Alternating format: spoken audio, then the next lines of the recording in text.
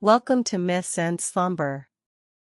Tonight, we descend into the underworld, where Hades, Lord of the Dead, once opened a door that was never meant to be touched, and unleashed something even death could not reclaim. If ancient myths are your kind of bedtime story, subscribe before you drift off. Now get comfortable, close your eyes, and let the ancient stories carry you to sleep. Close your eyes for a moment. Somewhere beneath the roots of the oldest mountains, beneath the cold rivers that no living thing has ever touched, there is a door. It has no handle on this side. It was never meant to be opened from within. It was built to receive, not to release.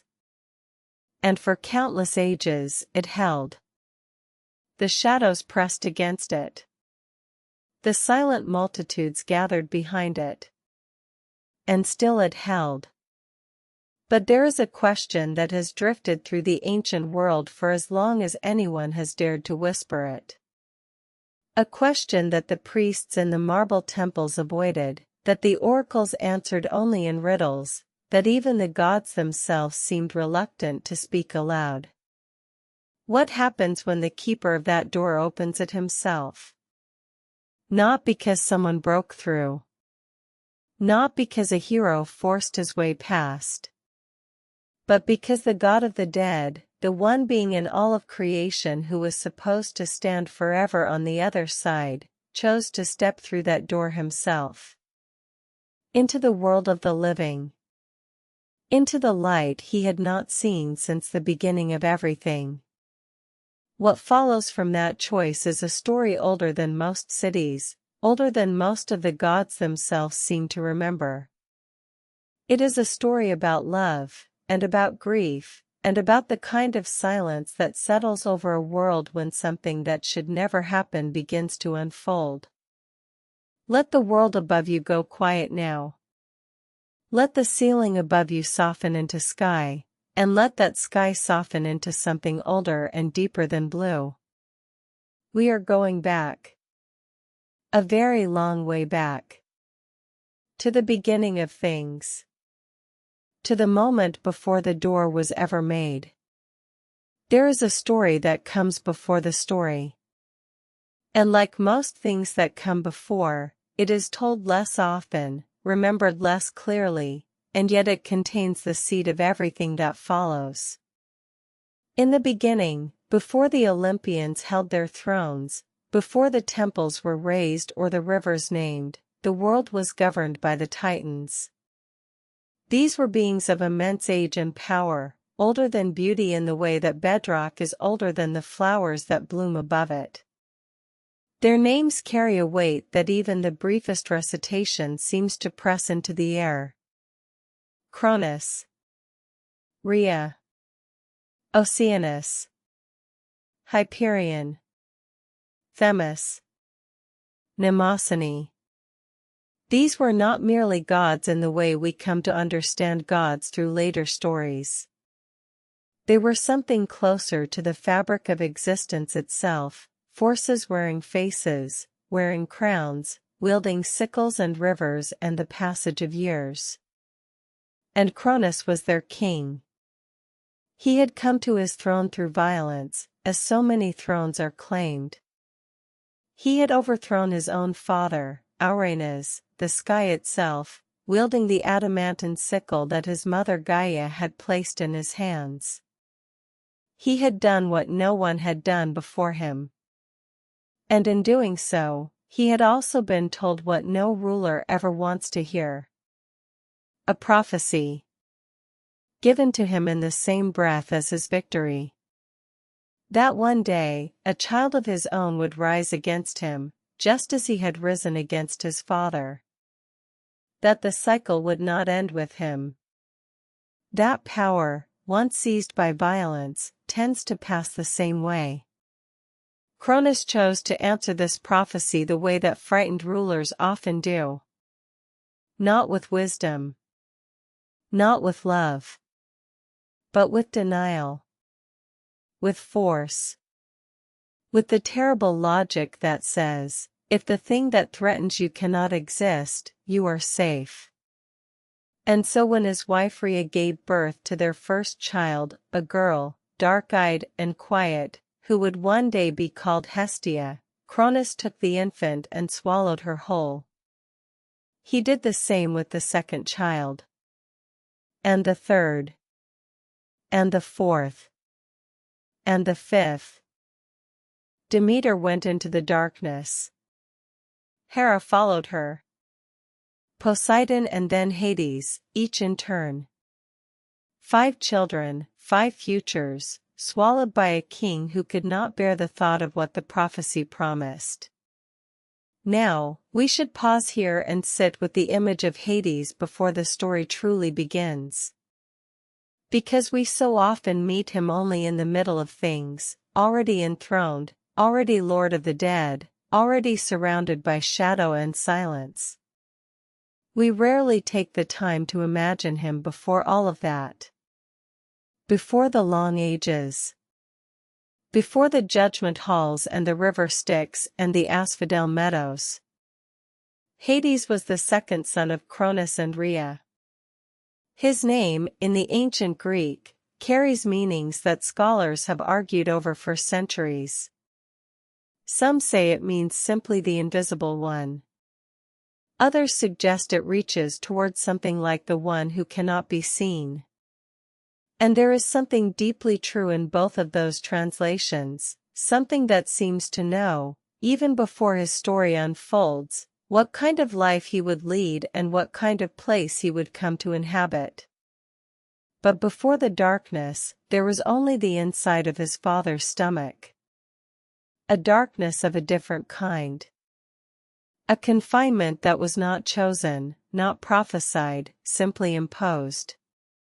Hades spent years, the ancient texts are not precise about how long, and perhaps the imprecision is itself a kind of honesty, because the inside of a god's stomach is not a place where time moves in any ordinary way, in that strange and terrible interior. Alongside his sisters. Alongside Poseidon. In a world that was not a world at all, but a kind of waiting. And then Rhea, who had given birth 6 times and grieved each time, who had watched the king she married transform into something she could barely recognize, who had herself been warned and counseled by Gaia, the deep earth, her own mother. Rhea made a choice. When the 6th child came, the one who would be called Zeus, she wrapped a stone in swaddling clothes and presented it to Cronus. He swallowed it without looking closely. And the baby, the real baby, was taken to the island of Crete, to a cave on the slopes of Mount Ida or Mount Dicte, depending on which version of the story you choose to trust, and there he was raised in secret. Fed on honey and goat's milk. Hidden from the sky, hidden from the knowledge of his father, growing slowly into the shape of what he would become. What he would become was, of course, the one who fulfilled the prophecy. Years passed, ages passed, and Zeus grew into power and cunning both. He found his father. He presented himself as a cupbearer. And into the drink he poured an emetic, a substance given to him by Métis, the Titaness of wisdom and counsel, that would undo everything Cronus had done. One by one, the swallowed gods came back. First the stone, which Cronus had mistaken for Zeus himself. Then Poseidon. Then Hades. Then Demeter and Hera and Hestia, each one emerging blinking into a world they had not seen since infancy, or had never properly seen at all, fully formed but also in some strange way newly born, full of the years they had spent in darkness and hunger and waiting. And here is where something important happens. Here is where we catch, for just a moment, a glimpse of Hades as he was before he became what we know him to be. He stepped out of that darkness, out of that long, involuntary confinement, into the light of the world. And by all accounts, he was not destroyed by it. He was not blinded or broken. He stood alongside his siblings, and together they looked at the world that was supposed to be their inheritance. There is something worth holding in mind about that moment. Something about the fact that Hades had been swallowed second and therefore spent the most time in the dark before Poseidon arrived to keep him company. Something about the possibility that the long years of waiting, of invisible existence, of being the forgotten one even within the stomach of his own father, had shaped him in ways that the sunlight of that first emergence could not simply undo. Perhaps that is too much to read into the silence of ancient texts that tell us very little about the interior lives of gods. But mythology has always spoken in symbols as much as in stories.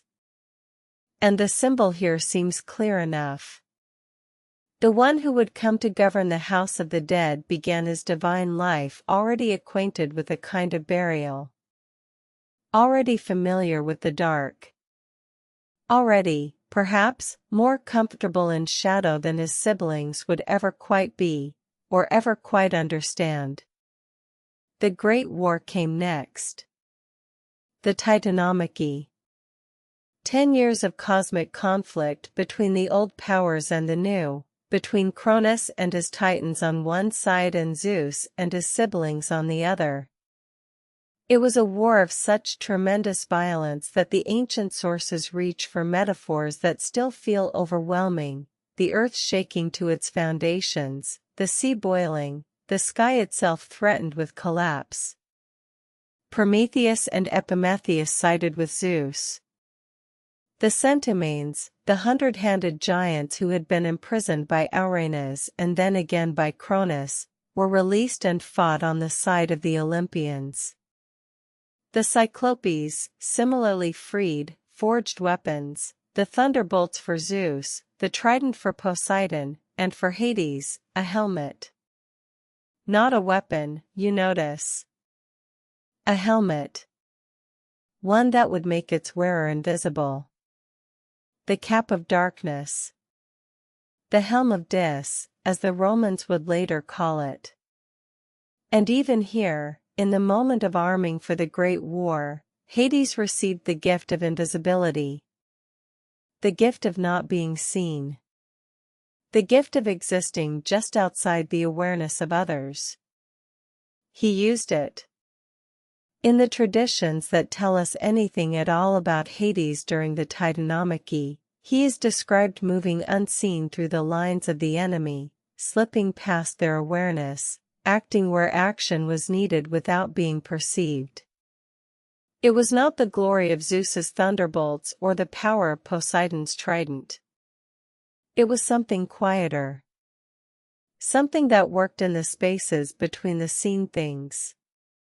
And when the war was over, when Cronus and the Titans who had sided with him were cast down into Tartarus, the deepest, most sealed-away region of the underworld, the three brothers stood together and considered what to do with the world they had won. They divided it by lot. This detail matters more than it might seem. They drew lots. Not by agreement. Not by negotiation. Not by Zeus simply declaring who would hold what. By chance, or by something that wore the face of chance, each brother was assigned his realm. The sea to Poseidon. The sky to Zeus. And the underworld to Hades. The earth itself and Mount Olympus were held in common, but even that was a kind of sharing that Hades seems to have had less part in than his brothers. Because the underworld was not a temporary assignment, not a post that could be changed or traded away. It was permanent. And total. And it meant that Hades would live below, in the darkness, separated from the light of the sun for all of eternity. Some of the ancient writers suggest that Hades accepted this outcome with equanimity. That he was not embittered by it, not resentful of Zeus who had received the bright sky, not envious of Poseidon who at least had the surface of the sea. That he was simply the kind of being for whom the underworld was a fitting kingdom, and that he took to it naturally. Perhaps. But there is another reading available, if we look at the story as a whole. If we remember what came after. If we consider the door that, eventually, he would open. Because a being who had spent years swallowed in darkness, who had been given the gift of invisibility, who had been assigned to the deepest place in all of creation by the luck of a draw, and who had agreed to that assignment and descended into the shadow with all the dignity of someone who had never known anything different. That being, it seems to me, was carrying something inside him. Something that had no name yet. Something that would need, eventually, to move. What kind of place do you build when you have forever to build it, and no windows, and no sunrise to measure the passing of the days? The ancient Greeks imagined the underworld not as a void, not as a simple nothingness, but as a realm of tremendous structure and complexity.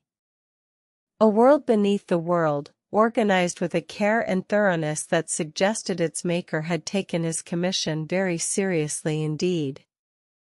Hades had been given the dominion of the dead, and whatever that dominion might have felt like to receive, he had built something within it that was, in its own way, as elaborate and as intentional as anything on Olympus.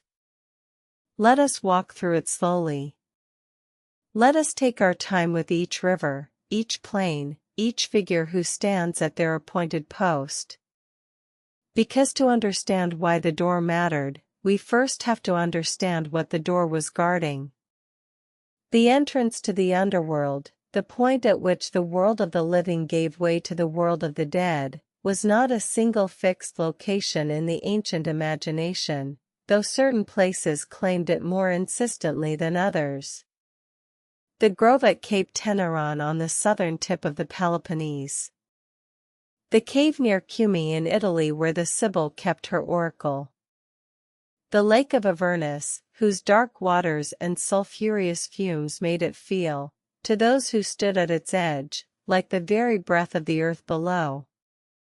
Certain rivers and springs where the water seemed to come from somewhere very far beneath the rock, cold beyond explanation, cold in a way that made the skin remember something. These were the thresholds. The places where the membrane between worlds grew thin. And the first great landmark on that road was the river. Or rather, the rivers. Because the underworld had 5 of them, each one carrying a different quality of dark water, each one serving a different purpose in the economy of death. The Styx. This is the one we remember most, the one whose name has survived into common language in a way that no other mythological river quite has. The river of hatred, or the river of oaths. Its black water wound around the underworld 9 times, a number that carries its own ancient significance, 9 being the number of completion, of full counting, of all that can be counted before the counting starts again. The gods swore their most binding oaths by the Styx, and if they broke those oaths, the consequences were severe, a year of unconsciousness, then 9 years cut off from the company of the other gods, from nectar and ambrosia, from all the privileges of divinity. The Styx was not merely a river. It was a principle of binding, of permanence, of the kind of commitment that cannot be unmade. Charon the ferryman waited on its banks. He is one of the most enduring figures of all ancient mythology, this ancient, bent figure in his dark boat, this being who has been pulling souls across that dark water since before most of the Olympians were born. He charged a fee for the crossing, a coin placed beneath the tongue or on the eyes of the dead before burial, an obol or a drachma depending on the period and the tradition. Without it, The shade was stranded on the near bank, unable to cross, unable to proceed to whatever came next, left to wander the edges of the river for 100 years before Sharon would take them across without payment. This is why the Greeks were careful with their dead. Why the rites of burial were so important.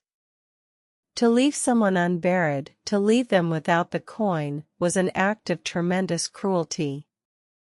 Not merely to their body, but to their continuing existence. Acheron. The river of woe.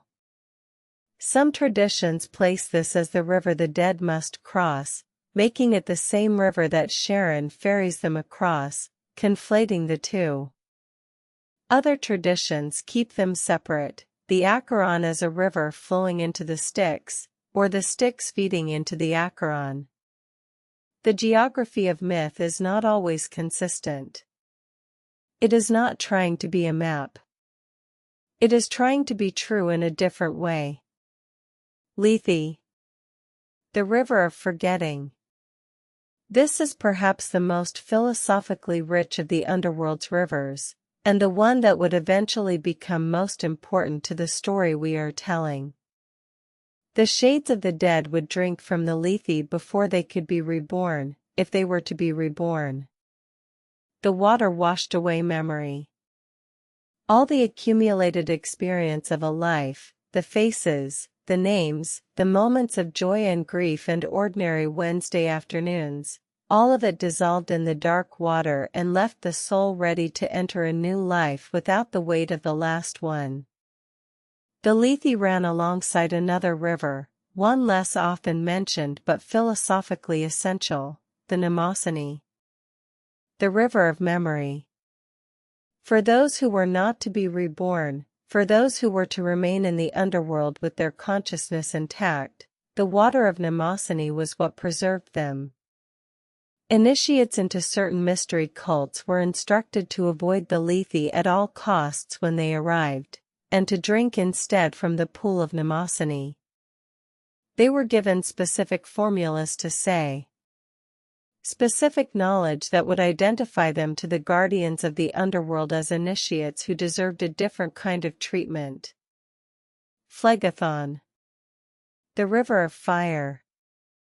This is the dark river whose waters burned without consuming, whose flames provided a kind of horrible illumination in certain parts of the underworld.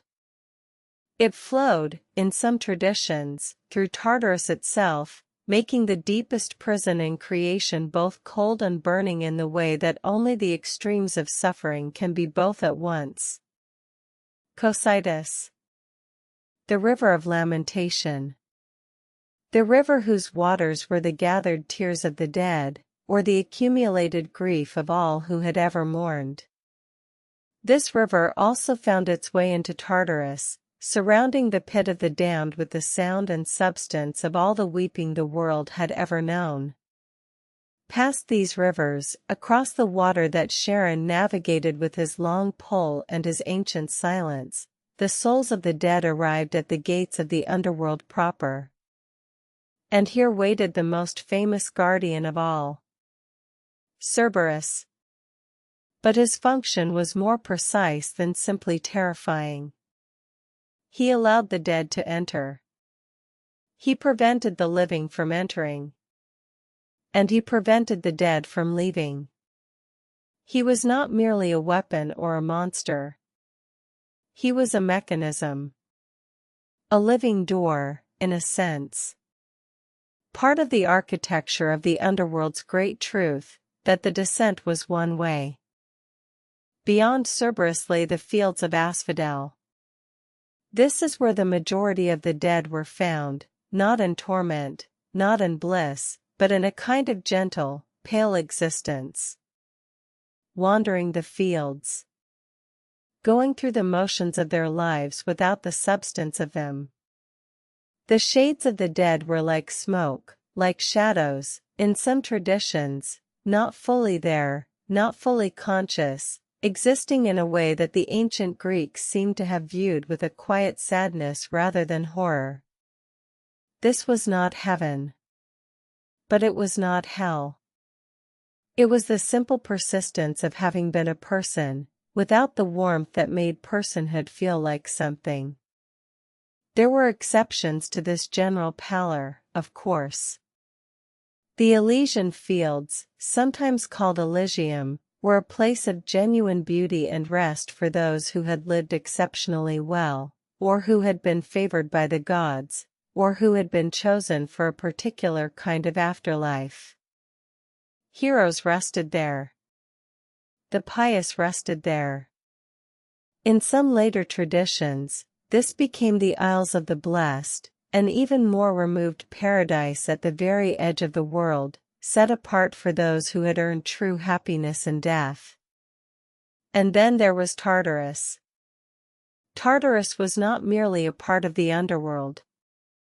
It was, in the oldest cosmologies, a primordial entity in its own right, one of the first things to exist, alongside Chaos and Eros and Gaia and Erebus. The pit of Tartarus lay as far below the underworld as the underworld lay below the earth. If you dropped an anvil from the surface of the earth, the ancient texts say, it would fall for 9 days before it reached the underworld. And another 9 days to reach Tartarus. The math is cosmological, not literal. But the point is the depth. The remoteness. The sense of a place so far down that even the gods of the underworld were not often found there. This is where Cronus and the defeated Titans were imprisoned after the Titanomachy. This is where, in the later traditions, the truly guilty were punished. Tantalus, reaching forever for the fruit and water that perpetually withdrew. Sisyphus, rolling his boulder. Ixion, bound to his spinning wheel. Tantalus served his own son at a divine feast. Sisyphus outwitted death twice. Ixion lusted after Hera herself.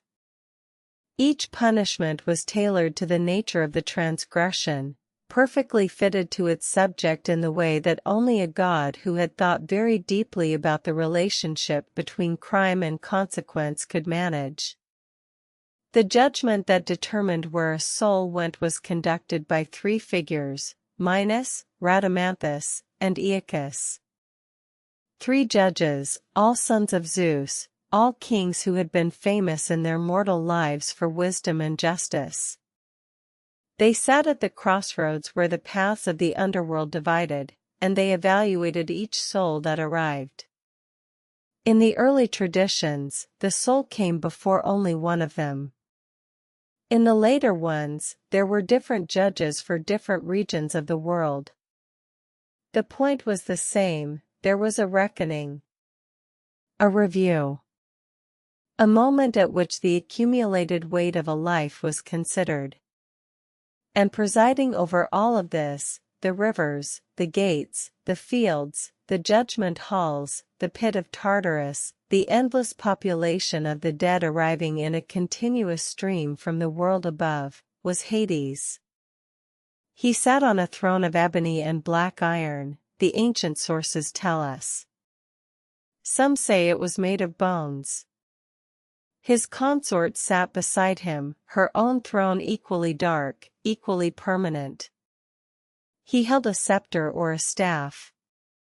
His face, in the rare descriptions that attempt to render it directly, was set and still and not unkind, but removed, the face of someone who had seen everything that could happen to a human life and therefore could not be surprised by any of it, but also could not be easily touched by it. He was a just ruler, by most accounts. This is important and often overlooked. The Greeks did not think of Hades as evil. They did not think of him as a devil or a tormentor. He was fair. He was consistent. He was bound by oaths and by proper procedure in a way that made the underworld function with a kind of cold reliability that the upper world often lacked. He did not accept bribes. He did not play favorites. What the judgment determined, and Hades enforced it without embellishment or cruelty. He was feared, yes. His name was spoken carefully, if at all. Mortals preferred to call him Pluton, the rich one, because the wealth that comes from the earth, the metals and minerals and seeds buried in the soil, all passed through his domain. Calling him by a pleasant name seemed safer. Calling him by a title that was also a blessing seemed like the kind of thing that might keep a kingdom at a respectful distance. But beneath the structure, beneath the rivers and the judges and the helmet of invisibility and the ebony throne, there was something the ancient texts do not often dwell on, something they glide past in the way that storytellers sometimes glide past the parts they find most difficult to say directly. Hades was alone. In a kingdom populated by every soul that had ever lived, in a realm that was arguably the most crowded place in all of creation, the king was alone. His siblings visited Olympus freely, gathered for feasts and councils and the ongoing drama of divine politics. He remained below. The world above continued its seasons, its harvests, its wars and loves and small human moments. He remained below. The light he had glimpsed that day of his emergence from his father's stomach, the light that had been the first thing he ever saw, was not something he ever saw again. And perhaps that is, in the end, the fullest answer to the question of why a door was eventually opened that should never have been opened. Because something that has been kept in the dark long enough will sometimes, even if it cannot properly explain the reason, reach toward the light. There is a meadow in the ancient world. We do not know exactly where it was. The ancient sources disagree, and perhaps the disagreement is the point, perhaps it was everywhere, or perhaps it existed only in the quality of its light, in the way that certain spring mornings in any place seem to belong to a time before history started. The meadow was full of flowers. The sources are very specific about this. They list them: roses, crocuses, violets, irises, lilies, hyacinths. And, most importantly, a flower that had never grown anywhere before that moment. A narcissus. But not merely a narcissus of impossible beauty, with 100 blooms on a single stem, with a fragrance that rose up into the sky and reached the sea and the underworld both, with a presence so overwhelming that even the gods were distracted by it. This flower had been made by Gaia. Placed in that meadow deliberately. At the request of Hades. This detail appears in the Homeric hymn to Demeter, one of the most complete and most carefully observed of all the ancient sources on this story, and it matters enormously. The flower was not an accident. It was not simply a beautiful thing that happened to be there. It was placed. It was a lore. It was the first movement in a plan that had been laid with great care and great patience. The girl in the meadow was Persephone. She has other names. Kore, simply, the maiden, the girl. Sometimes the Homeric hymn uses this name and sometimes Persephone, and the shift between them is not arbitrary. Kore is who she was before. Persephone is who she would become. And the story we are tracing is precisely the story of that transformation. She was the daughter of Zeus and Demeter. Which means, among other things, that she was the daughter of the sky and the earth, of the broad brightness above and the deep fertile darkness below. She was, by her very parentage, someone positioned between things. Someone who might, if the right circumstances arrived, be understood as belonging to more than one world. Demeter is perhaps the most human of the Olympians. This is a claim that requires some defense, because the Olympians are all human in their own ways, jealous and loving and proud and petty in ways that map fairly directly onto recognizable human experience. But Demeter's humanity is of a particular kind. It is the humanity of the mother. The humanity of the person whose love for another person is so total and so foundational that the entire world is organized around it. She was the goddess of grain, of harvest, of the cultivated earth. She had given humanity the gift of agriculture, had taught Triptolemus how to sow wheat, had sent him traveling across the world to share the knowledge with every nation. The bread on every table, the stores of grain that got a village through the winter, the entire difference between civilization and starvation, all of this was her gift. But the part of Demeter's story that the mythologists return to most often is not the gift of grain. It is the grief. The specific, overwhelming grief of a mother who loses her child.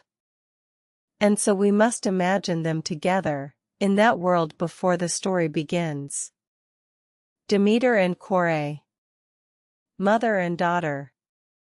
Walking through the world that Demeter both governed and embodied, through the fields of wheat in the long summer, through the orchards of autumn, through the cold fallow months when the earth rested. There is an intimacy suggested in the sources between these two that is rarely matched by any other divine relationship. A tenderness that is almost physical in its quality, almost like warmth. This is what makes what happens next so devastating. And we need to carry the full weight of that tenderness into the story. We need to feel it so that when it is broken, we understand not merely that something happened, but how much was at stake. On the day that the Homeric hymn describes, Persephone was in the meadow with her companions, the daughters of Oceanus, or other young goddesses depending on the tradition. They were gathering flowers. The simple, luminous pleasure of gathering flowers on a spring morning in a beautiful meadow. And then she saw the narcissus. She reached for it. The texts say she stretched out both hands. That she marveled at it.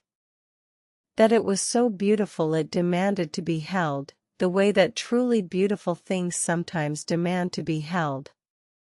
And the earth opened. Not violently. Not with a sound of breaking. But opened, in the way of something that has been waiting patiently to open. A cleft appeared in the earth, wide and dark and immediate. And from it came Hades, on his chariot pulled by black immortal horses, moving with the speed and certainty of someone who had made this decision long ago and was now only executing it. He took her. But Persephone was already gone. The earth closed above her. The narcissus remained, still perfect, still impossible. And the meadow was empty where she had been. Now let us follow her down. Let us follow the path she took, involuntary and terrifying and yet also, and this is part of what makes the story so difficult and so rich, not entirely devoid of a strange kind of significance.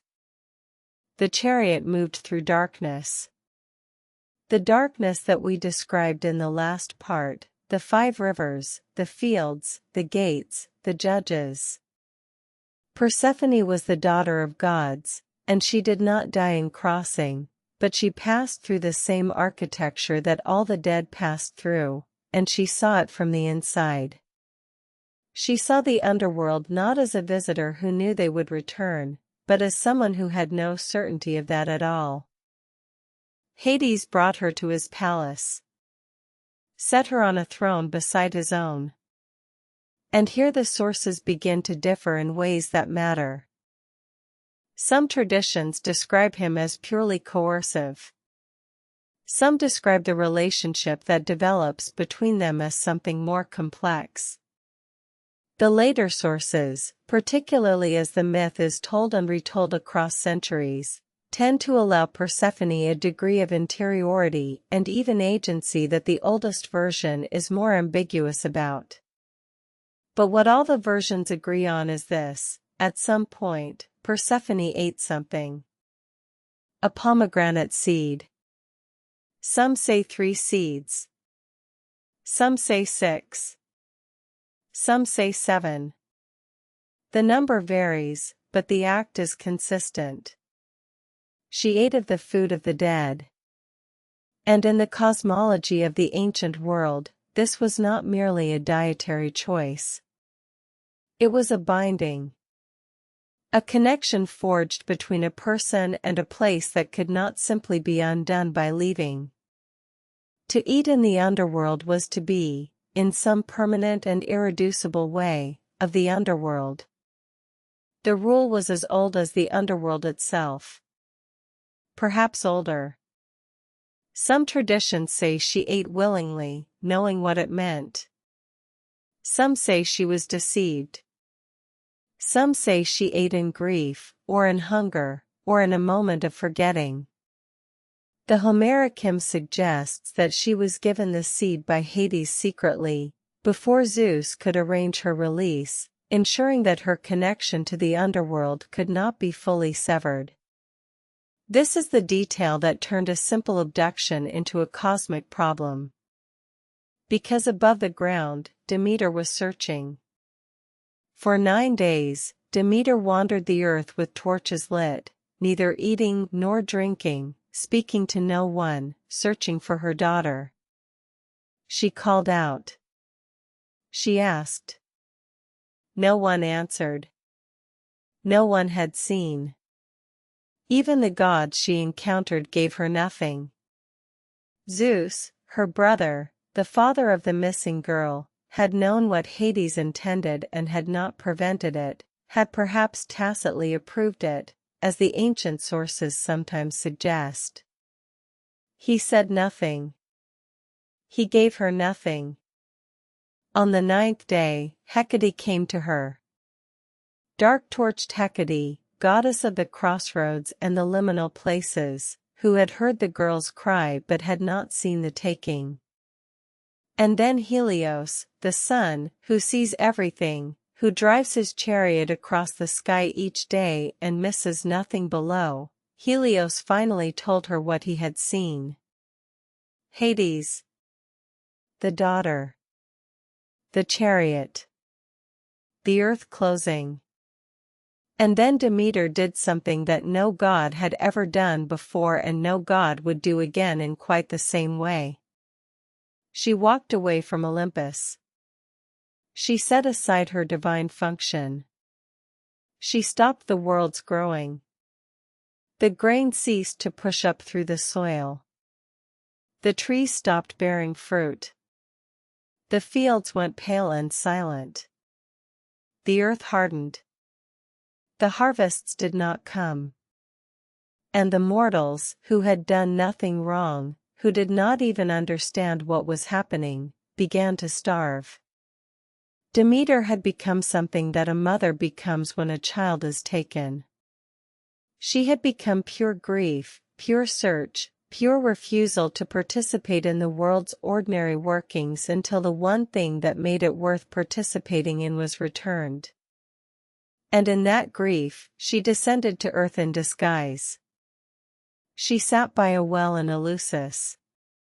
She was taken in as a nurse by the family of a local king. She tried, secretly, to make the infant son of that family immortal, tried to burn away his mortal nature with a gentle fire, and was interrupted before the process was complete.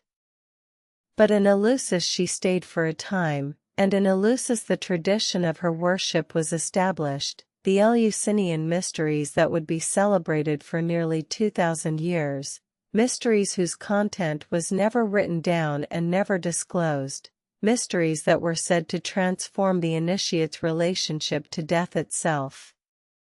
Above the ground, the world was dying.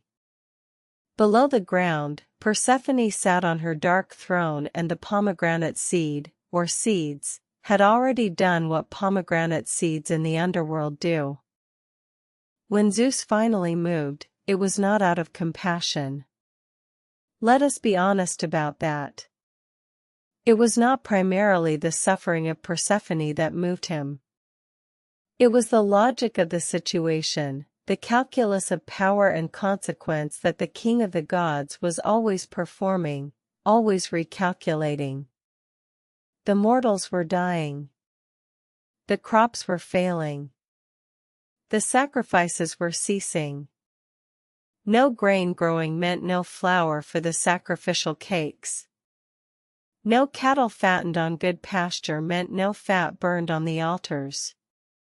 The smoke of offerings that the gods depended on, that rose up and fed them in ways the ancient Greeks understood as literal and not metaphorical, that smoke was growing thin. The gods were, in a very practical sense, being starved as surely as the mortals were. And Zeus had a problem of divine authority. He had implicitly permitted Hades to take Persephone. Some versions say explicitly permitted it, that Hades had asked and Zeus had agreed, that the plan with the Narcissus was a joint creation. But now the consequences of that permission were threatening the entire order of things. The earth was not supposed to stop growing. The compact between gods and mortals was not supposed to break this way. He called Hermes. Hermes, who moved between worlds with more ease than any other divine being. Who had been to the underworld before. Who had the helmet of invisibility himself in some traditions, or something equivalent, and who wore his winged sandals and his caduceus, that staff with its two intertwined serpents, as naturally as breathing. The messenger. The guide. The God who existed comfortably in the between spaces, the crossroads, the threshold places. Zeus gave him a message for Hades and sent him down. What must that descent have been like? Even for Hermes, who had made that journey before and would make it again and again in his role as psychopomp, it was a journey that no living being took lightly. The road to the underworld was not merely a physical passage. It was a passage through the quality of things. A passing from the domain of becoming into the domain of being. A leaving behind of all the warmth and motion and possibility that characterized the upper world. He went past Cerberus, who knew him and permitted him to pass. He went through the gates. Through the halls. Until he arrived at the throne room, at the palace of Hades, at the place where two figures sat in the ebony and shadow, one of them still and certain in his kingship, one of them, and here the Homeric hymn describes her carefully, eating a pomegranate seed. Or perhaps she had already eaten it. The timing is deliberately ambiguous in the ancient text, as though the moment of eating and the moment of Hermes' arrival overlap in a way that cannot be fully resolved, in a way that leaves it permanently unclear whether the seed was eaten before the rescue could have changed things or precisely as the rescue was arriving. Hermes delivered the message. Zeus commanded it, Persephone must be returned. Demeter would not relent, the world's growing would not resume. The order of things could not be maintained, until the daughter was returned to the mother. And Hades listened. He listened, and he looked at the girl beside him, and he obeyed. But he obeyed in the way that someone obeys who knows that the law is on their side even as they comply with the request. He said yes. He would release her. He would let her go. He prepared the chariot. He made what would seem to be every concession required. But first, or alongside, or just before, or in the ambiguous simultaneity that the myth preserves, the pomegranate seed entered her mouth. 6 seeds, in some versions. 3 in others. The number corresponds, in later symbolic readings, to the number of months she would spend below. 6 months in the underworld, 6 months above. Or 4 months below and 8 above, depending on the version. Here is one of the most important moments in the entire story, and it deserves more than a brief mention. Let us stay with it. Hades said farewell to Persephone. If the ancient text is telling us something about his interior, it is here. The Homeric hymn records him speaking to her. Not as a captor releases a prisoner. More like someone who is surrendering something precious and cannot help but say so before it goes. He tells her that she will not be dishonored in the underworld. That among the immortals she will be great in her power and in her authority. That those who do wrong to others will be punished in her domain, that the retribution of the dead will be conducted in her name as much as in his. He is giving her something. Not merely releasing her, but ensuring that she understands what she has become. She is not only Kore anymore. She has eaten. She is Persephone. She is the queen of the underworld even as she rides the chariot back to the upper world, back to her mother, back to the meadow where the narcissus was placed. The return is joyful. Demeter runs to her daughter and they embrace, and the ancient text describes the reunion with the same care it gave to the abduction, holding the emotional reality of it in close focus. They weep together. They hold each other. They ask each other questions. And then Demeter asks the one question she needed most to ask. Did you eat anything in the underworld? And when Persephone answers, when she says yes, when she tells her mother about the pomegranate, the joy dims. Not entirely. Not to grief. But it changes shape. Because Demeter knows what the eating means. And the knowing settles over the reunion like a second kind of weather, cool where the warmth of reunion had just been. Hecate arrives then, in the Homeric hymn. Hecate who had first come to Demeter with news of the cry. And Hecate, the sources tell us, became Persephone's companion from that point forward. Her attendant. Her friend in the underworld during the months below. Hecate of the crossroads, who belonged to 3 worlds simultaneously, who moved between them, who could not be entirely claimed by any single realm, Hecate became the bridge between Persephone's 2 halves. Hermes carried the message back to Olympus. Zeus gathered the gods. A compromise was reached, as compromises are reached when a problem has no clean solution. Because Persephone had eaten the food of the dead, she must spend part of each year in the underworld. But because she was the daughter of Demeter and the daughter of Zeus, she would also return to the upper world. The year would be divided. The descent and return would be the rhythm underlying all other rhythms. And Demeter, hearing this, accepted it. She could not do otherwise. The rule of the pomegranate was a rule she could not overturn, any more than Hades could have overturned it. But she accepted it in a particular way, in the way that someone accepts a wound that will not fully heal. She allowed the world to grow again, she resumed her function, she released the earth from its long fast. But every year, when Persephone descended, Demeter grieved. And in her grief, the world grew cold and the crops failed and the earth turned to something harder than itself. And every year, when Persephone returned, Demeter rejoiced, and the world bloomed again. This is why the seasons exist, in the Greek understanding of things. Not as a mechanical feature of astronomy or climate, but as the emotional reality of a mother separated from her child. As grief made manifest in the world. As love so deep and so particular that it reorganizes the weather. But we have not yet arrived at the door. We have laid the foundations.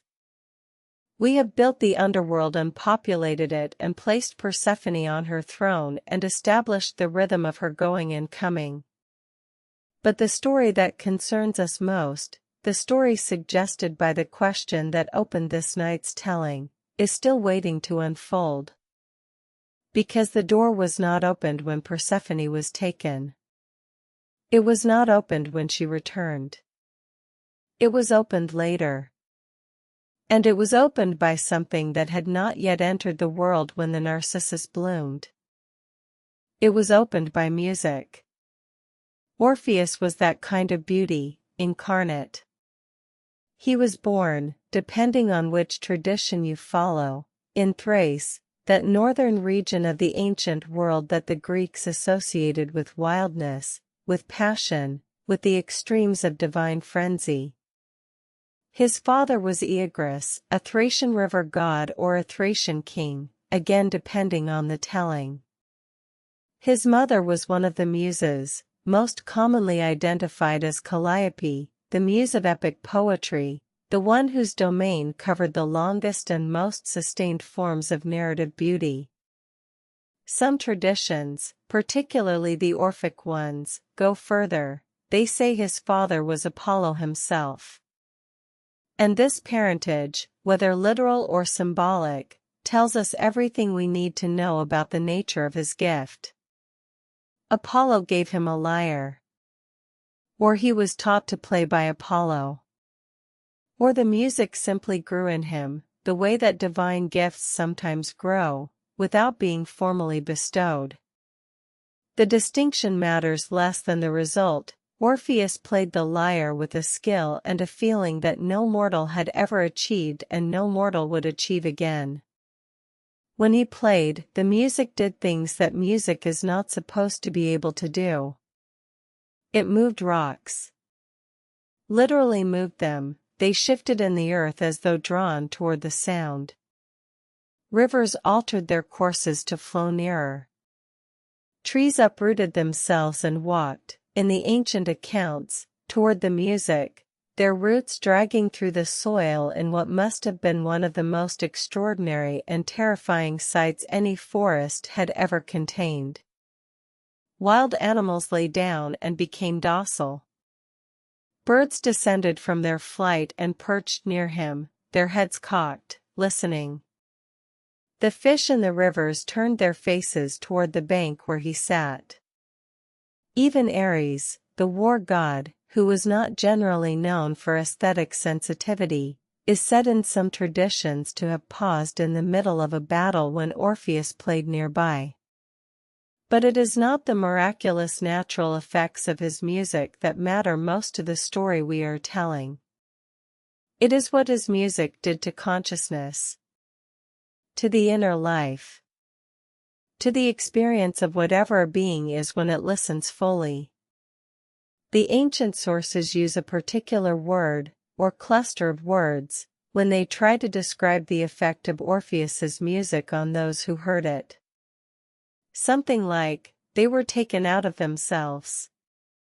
Something like, the ordinary protections that a person maintains between themselves and the full weight of feeling were simply dissolved. You could not hear Orpheus play and remain defended. You could not hear him and continue going through the motions of a normal response. Something in you, something fundamental and usually very carefully guarded, simply opened. He sailed with the Argonauts. This is one of the most interesting and least discussed aspects of his story, because it tells us something important about how the ancient world understood his power. He was not a warrior. He was not particularly strong or fast or skilled with weapons. But Jason brought him on the Argo for a specific and essential reason. There was a stretch of coast where the sirens lived, and the sirens' song was fatal to sailors, not because it was bad, but because it was too beautiful. It drew men off their ships and into the sea, and they drowned while still reaching toward the sound. The only way to survive the sirens was to hear something more beautiful. When the Argo passed the siren coast, Orpheus played. And his music was, in fact, more beautiful than the siren's song. The sailors listened to Orpheus and not to the sirens, and the ship sailed past without losing a single man. Except beauties, who had heard the sirens before Orpheus began, and had already jumped into the sea, and was saved only by the intervention of Aphrodite, who snatched him away to Sicily. So Orpheus's music was literally, in the mythology, more beautiful than the sound that killed men by the force of its beauty. That is the scale of what we are talking about. He returned from the Argo's voyage, and he returned to Thrace, and in Thrace he met Eurydice. There are very few details given about her in the oldest sources. The Homeric tradition says almost nothing. It is Virgil, in the Georgics, and Ovid, in the Metamorphoses, who give her the most fullness, and even they keep her somewhat deliberately indistinct, as though she exists primarily in relation to the grief she causes rather than in her own independent reality. She is described as a nymph. She is described as beautiful. She is described as the thing that Orpheus loved above all else, more than music, more than the world, more than his own life or his own sanity. They were married. The ancient sources describe the wedding with a note of foreboding. Hymenaeus, the god of marriage ceremonies who traditionally appeared at weddings carrying a torch, attended the wedding of Orpheus and Eurydice, but his torch smoked and burned badly. It produced tears instead of joy. The omens were bad. Something in the moment of their union already carried the shadow of its ending. She died on the day of her wedding, or shortly afterward. The manner of her death is specific. She was running, fleeing, in Virgil's version, from the unwanted advances of Aristeus, a minor god of beekeeping and pastoral pursuits, which tells us something about the randomness of the cruelty, and in her running she stepped on a serpent hidden in the grass. The bite was immediate. The venom, too fast for any cure. She died in the meadow, surrounded by the sound of her own wedding celebration still audible in the distance. Orpheus played his grief. There is no other way to describe what came next. He sat and he played the loss of her, and the music that came out of that playing was the most powerful thing he had ever produced. All the skill that came from his divine inheritance, all the feeling that came from a love that had existed for less time than it had needed to, all of it poured into the strings of the lyre and came out as something that made the stones not merely move but weep, that made the rivers not merely pause but understand. And then he made a decision that had never been made before. He would go after her. Not in grief, simply. Not in the way that the bereaved stand at graves and wish for the impossible. He would literally go. Down the road that the dead traveled. Through the rivers. Past Sharon. Past Cerberus. Through the fields. Into the throne room of the king of the underworld. And he would ask for her back. Let us pause with the audacity of that. The sheer audacity of a mortal, a gifted mortal, certainly, a divinely gifted mortal, but mortal nonetheless, deciding that the rules that had governed every death in all of history would bend for him because his music was beautiful enough to bend them. That the Lord of the Dead, who accepted no bribes, who played no favorites, who maintained the order of his kingdom with a cold consistency that was the foundation of the world's order, would listen to a song and change his mind. It should not have worked. By every principle the ancient world operated on, it should not have worked. But Orpheus picked up his lyre and began the descent. The road down was the same road that all the dead traveled. But Orpheus was alive. He felt it differently. The cold that the shades moved through without sensation, he felt it in his skin, in his lungs. The darkness that the dead moved through without eyes that needed light, he moved through it with the eyes of a living man, a man whose hands were still warm on the strings of his lyre. He played as he walked. Not consciously, perhaps, but naturally, in the way that breathing is natural. The music went ahead of him into the dark. Charon waited at the river. Charon, who had been ferrying souls since before the Olympians drew lots for their kingdoms. Who had watched countless thousands file onto his boat and had not, in all that time, made any exception. The living did not cross. The price of crossing without dying was too enormous to contemplate. There had been heroes before Orpheus who had found their way to the underworld's banks, Heracles, Theseus, Odysseus, but even they had needed particular divine arrangements, or particular rituals, or particular circumstances that made their passage possible. Orpheus played. The ancient sources describe Charon listening. This alone is remarkable. Charon does not listen to anything. He does not stop. He does not look at the faces of those who board his boat. He pulls his vessel across the black water in the same mechanical repetition that has always been his existence. But here, at the sound of Orpheus's lyre in the darkness, something in the ancient ferryman changed. Something that might not have had a name for what it was experiencing recognized the music as something it had not expected to experience in all of eternity. He took Orpheus across. Cerberus, the three-headed guardian who was designed specifically to prevent exactly this kind of passage, the living going in, the dead coming out. Who had stopped the descent of heroes who were armed and armored and accompanied by divine favor. Cerberus heard the music. And in the accounts that describe this moment, Ovid describes it with particular gentleness, the great dog's 3 heads stilled. The serpent of his tail quieted. He sat down, and his breathing slowed, and he was, in the most extraordinary sense, charmed.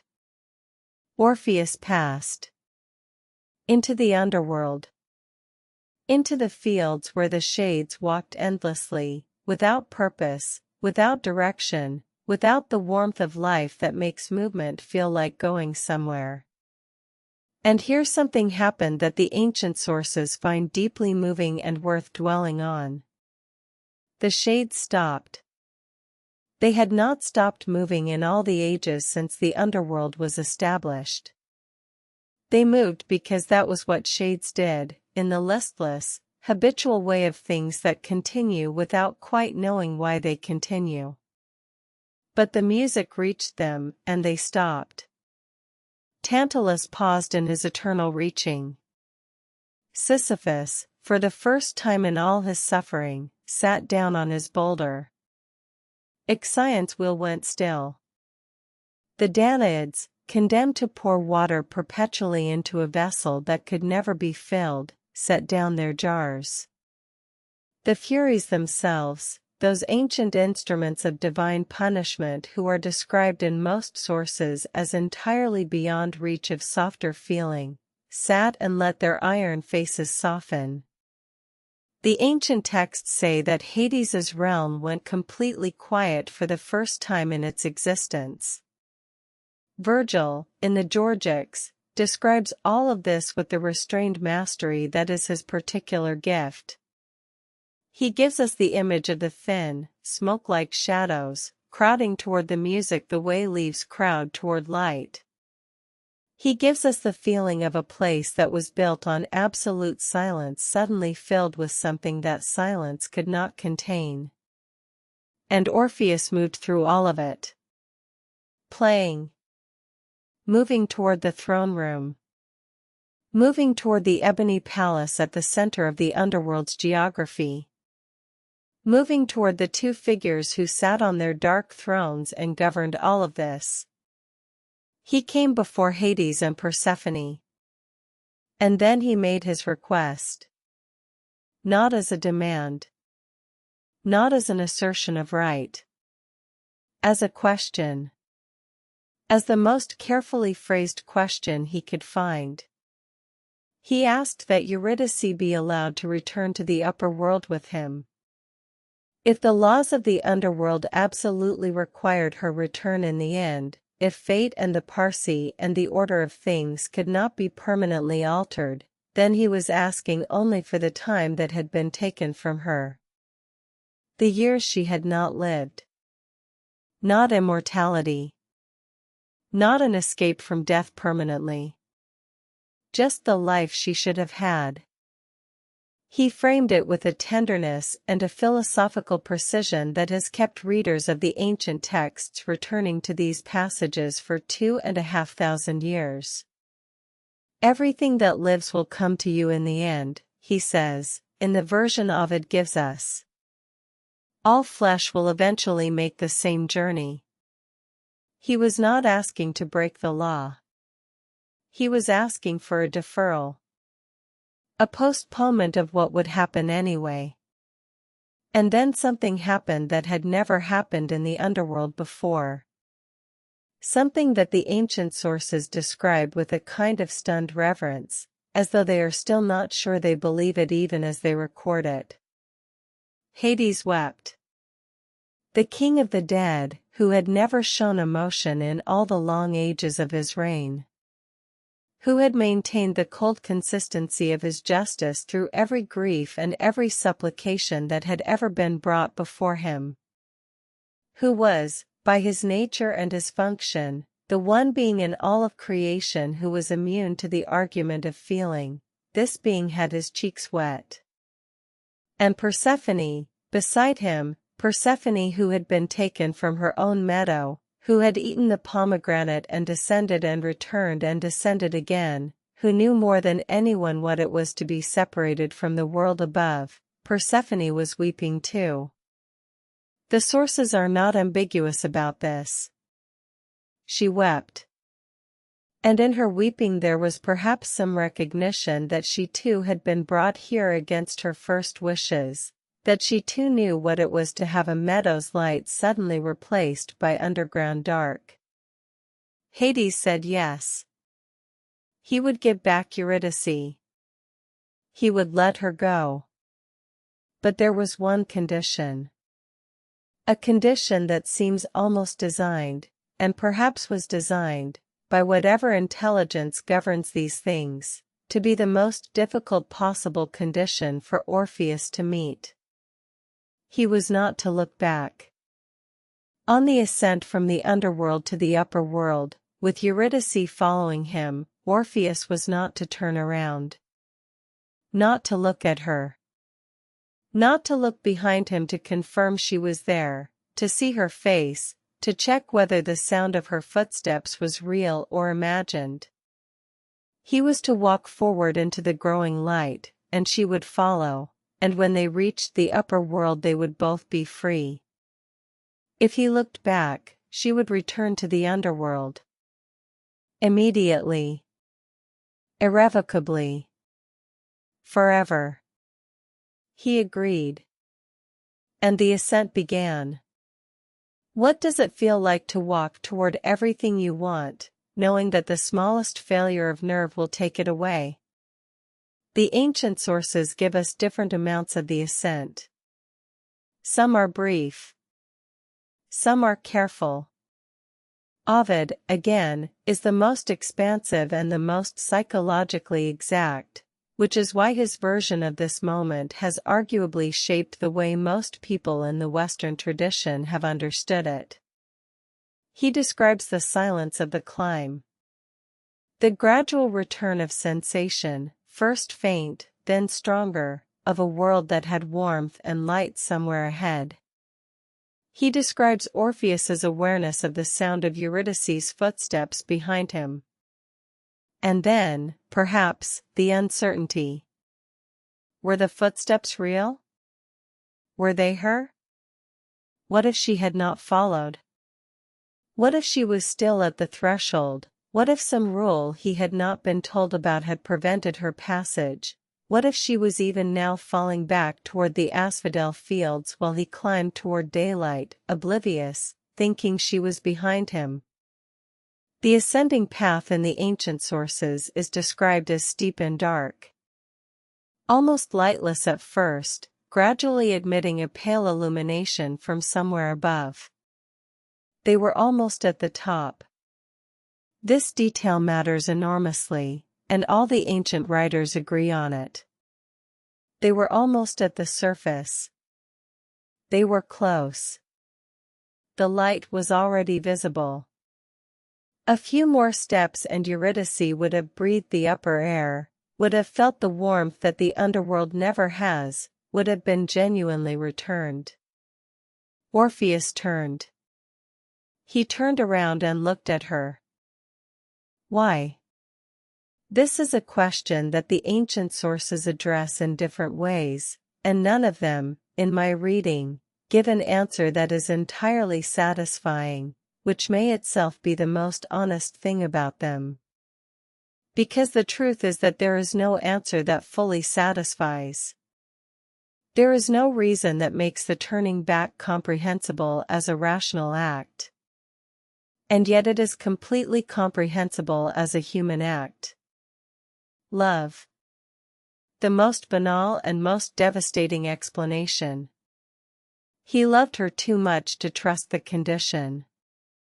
He had been walking for what felt like forever through the dark, and she had been behind him but unseen, and the uncertainty had been building with every step, and the love had been building too, and the two things, the uncertainty and the love, had reached a point where they produced an action that was not rational but was somehow, terribly, inevitable. He loved her too much to not look. Some of the ancient commentators offer a different reading. They say he looked back in doubt.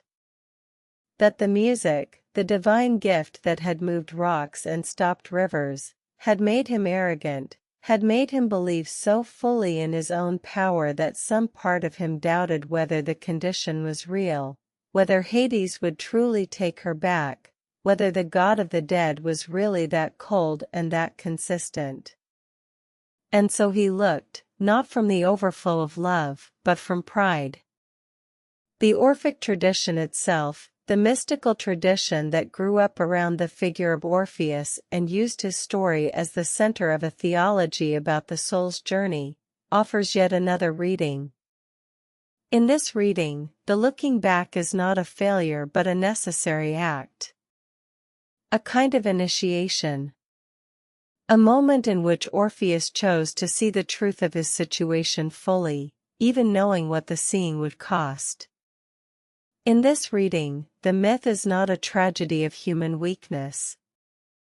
It is a teaching about the nature of spiritual transformation and the price it demands.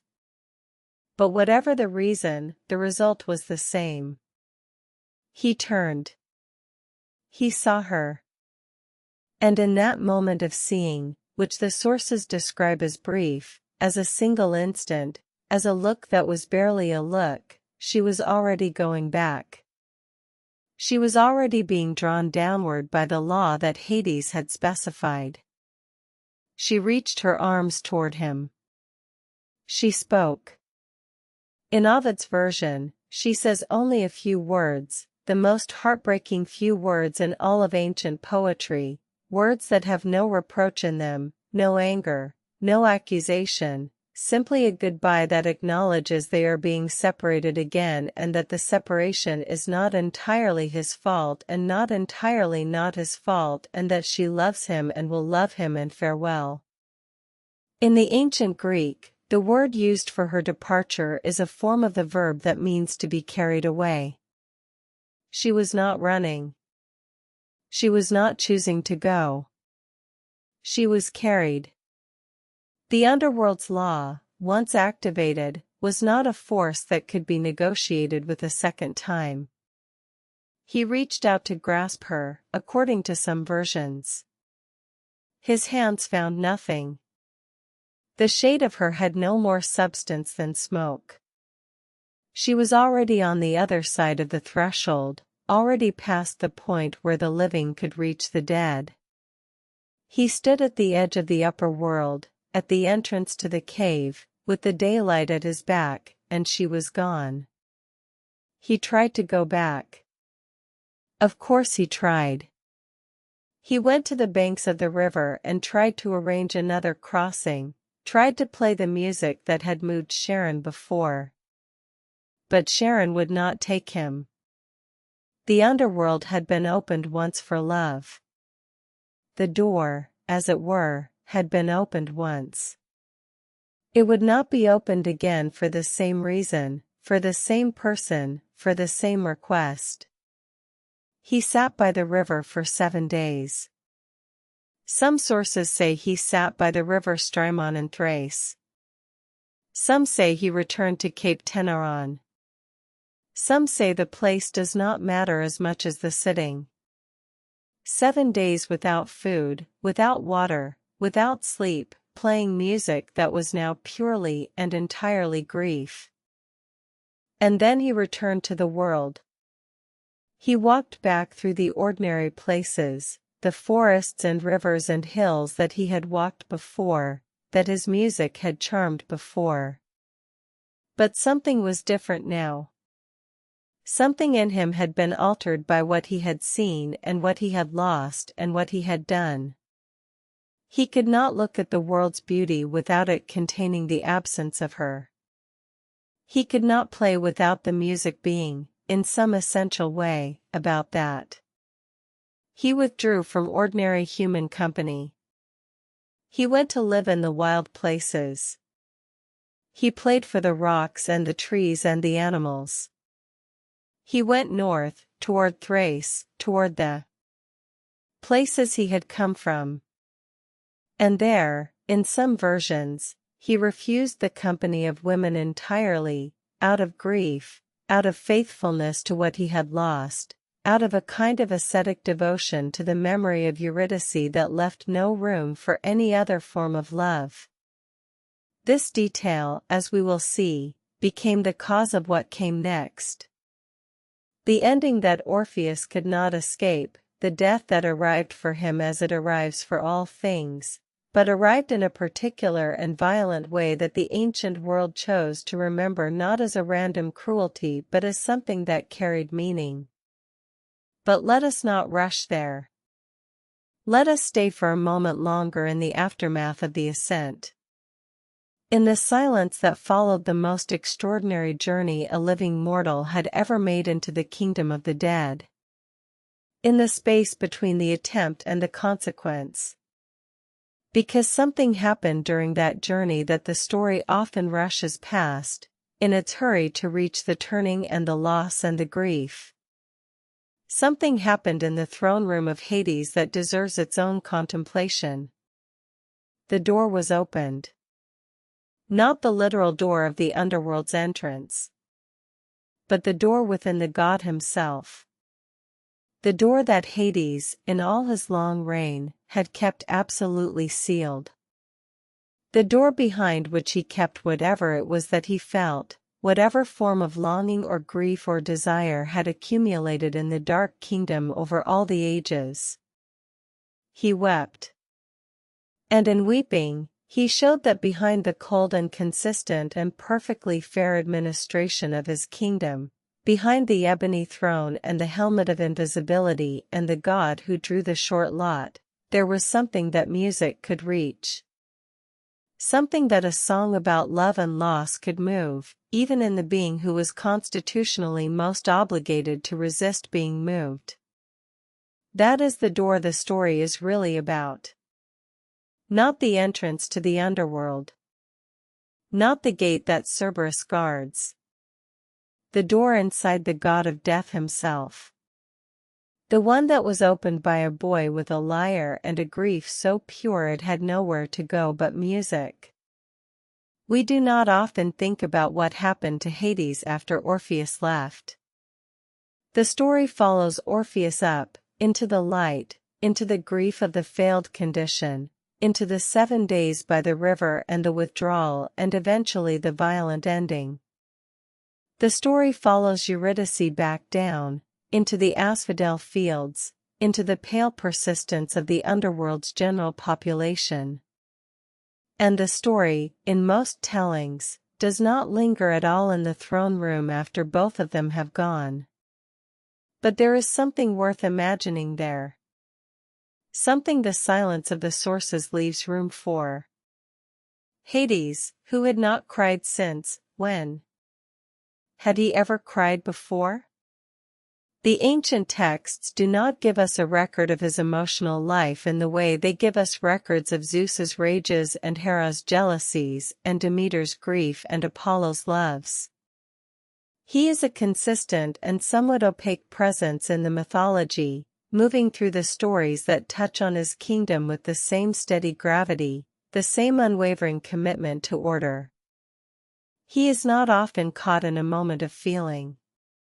And then Orpheus came, and he wept, and Persephone wept, and the Furies sat with softened faces, and the king of the dead opened a door inside himself that he had perhaps not opened since Persephone arrived.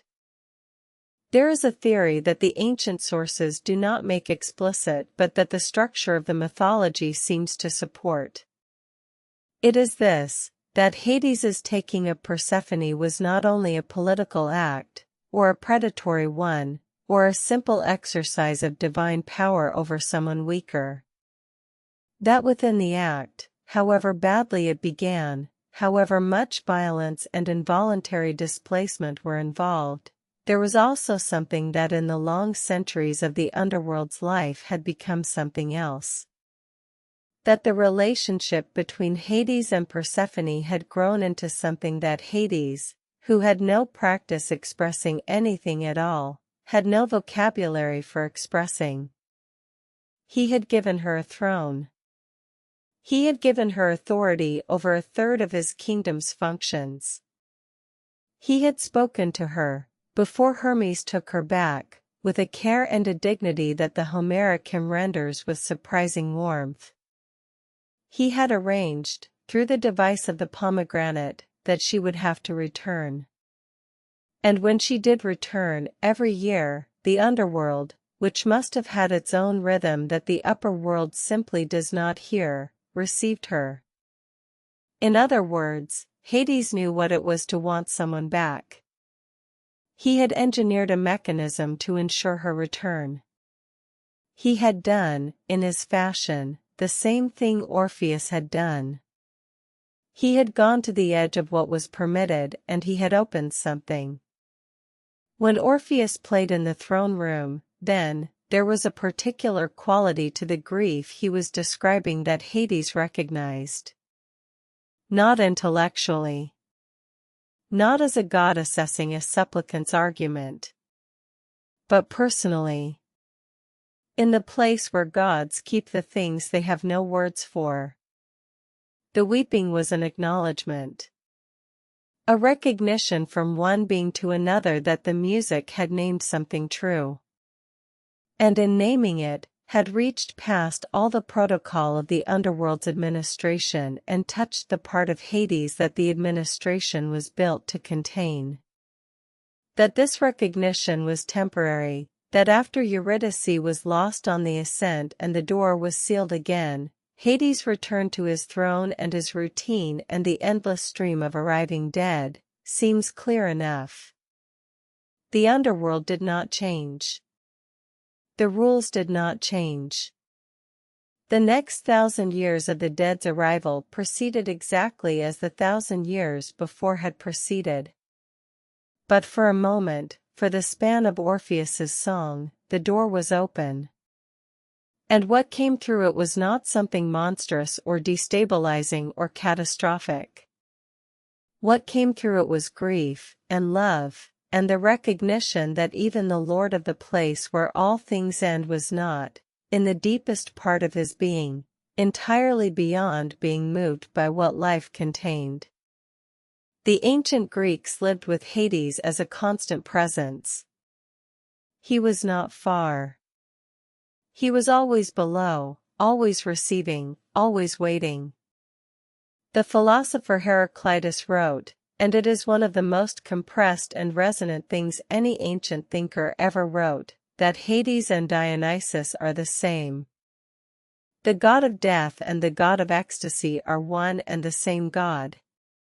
The place where you go when you die and the state you enter when you are most fully alive are reflections of the same truth. Orpheus, who was related to Apollo and who was in some traditions the founder of Dionysiac mysteries before he was killed by the Maenads who worshipped Dionysus, Orpheus stood precisely at that intersection. His music was the most ecstatic thing in the world. And it went down to the most deadly place in the world and opened a door that combined both of those qualities in a way that had never been achieved before and would never be achieved again. The tears of Hades are not a sentimental detail. They are a theological statement. They say that the deepest law, the most absolute boundary, the most final finality, is not entirely immune to the force of what it governs. That death, which receives love and beauty and music and everything that makes life feel worth living, is not indifferent to those things.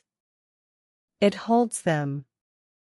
It holds all of them, every beautiful thing that was ever beautiful and then ended.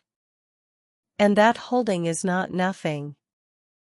It is not cold storage. It is something more complex and more dignified than that. The door that Hades opened, in weeping and in giving back the dead, was a door to this understanding. That the underworld and the upper world were not simply opposites. That the God who governed the one and the beings who inhabited the other were made of related material. That the line between them was real and necessary and could not be permanently dissolved, but that it was not, and never had been, perfectly impermeable. Something could pass through it, in both directions, if it was the right something.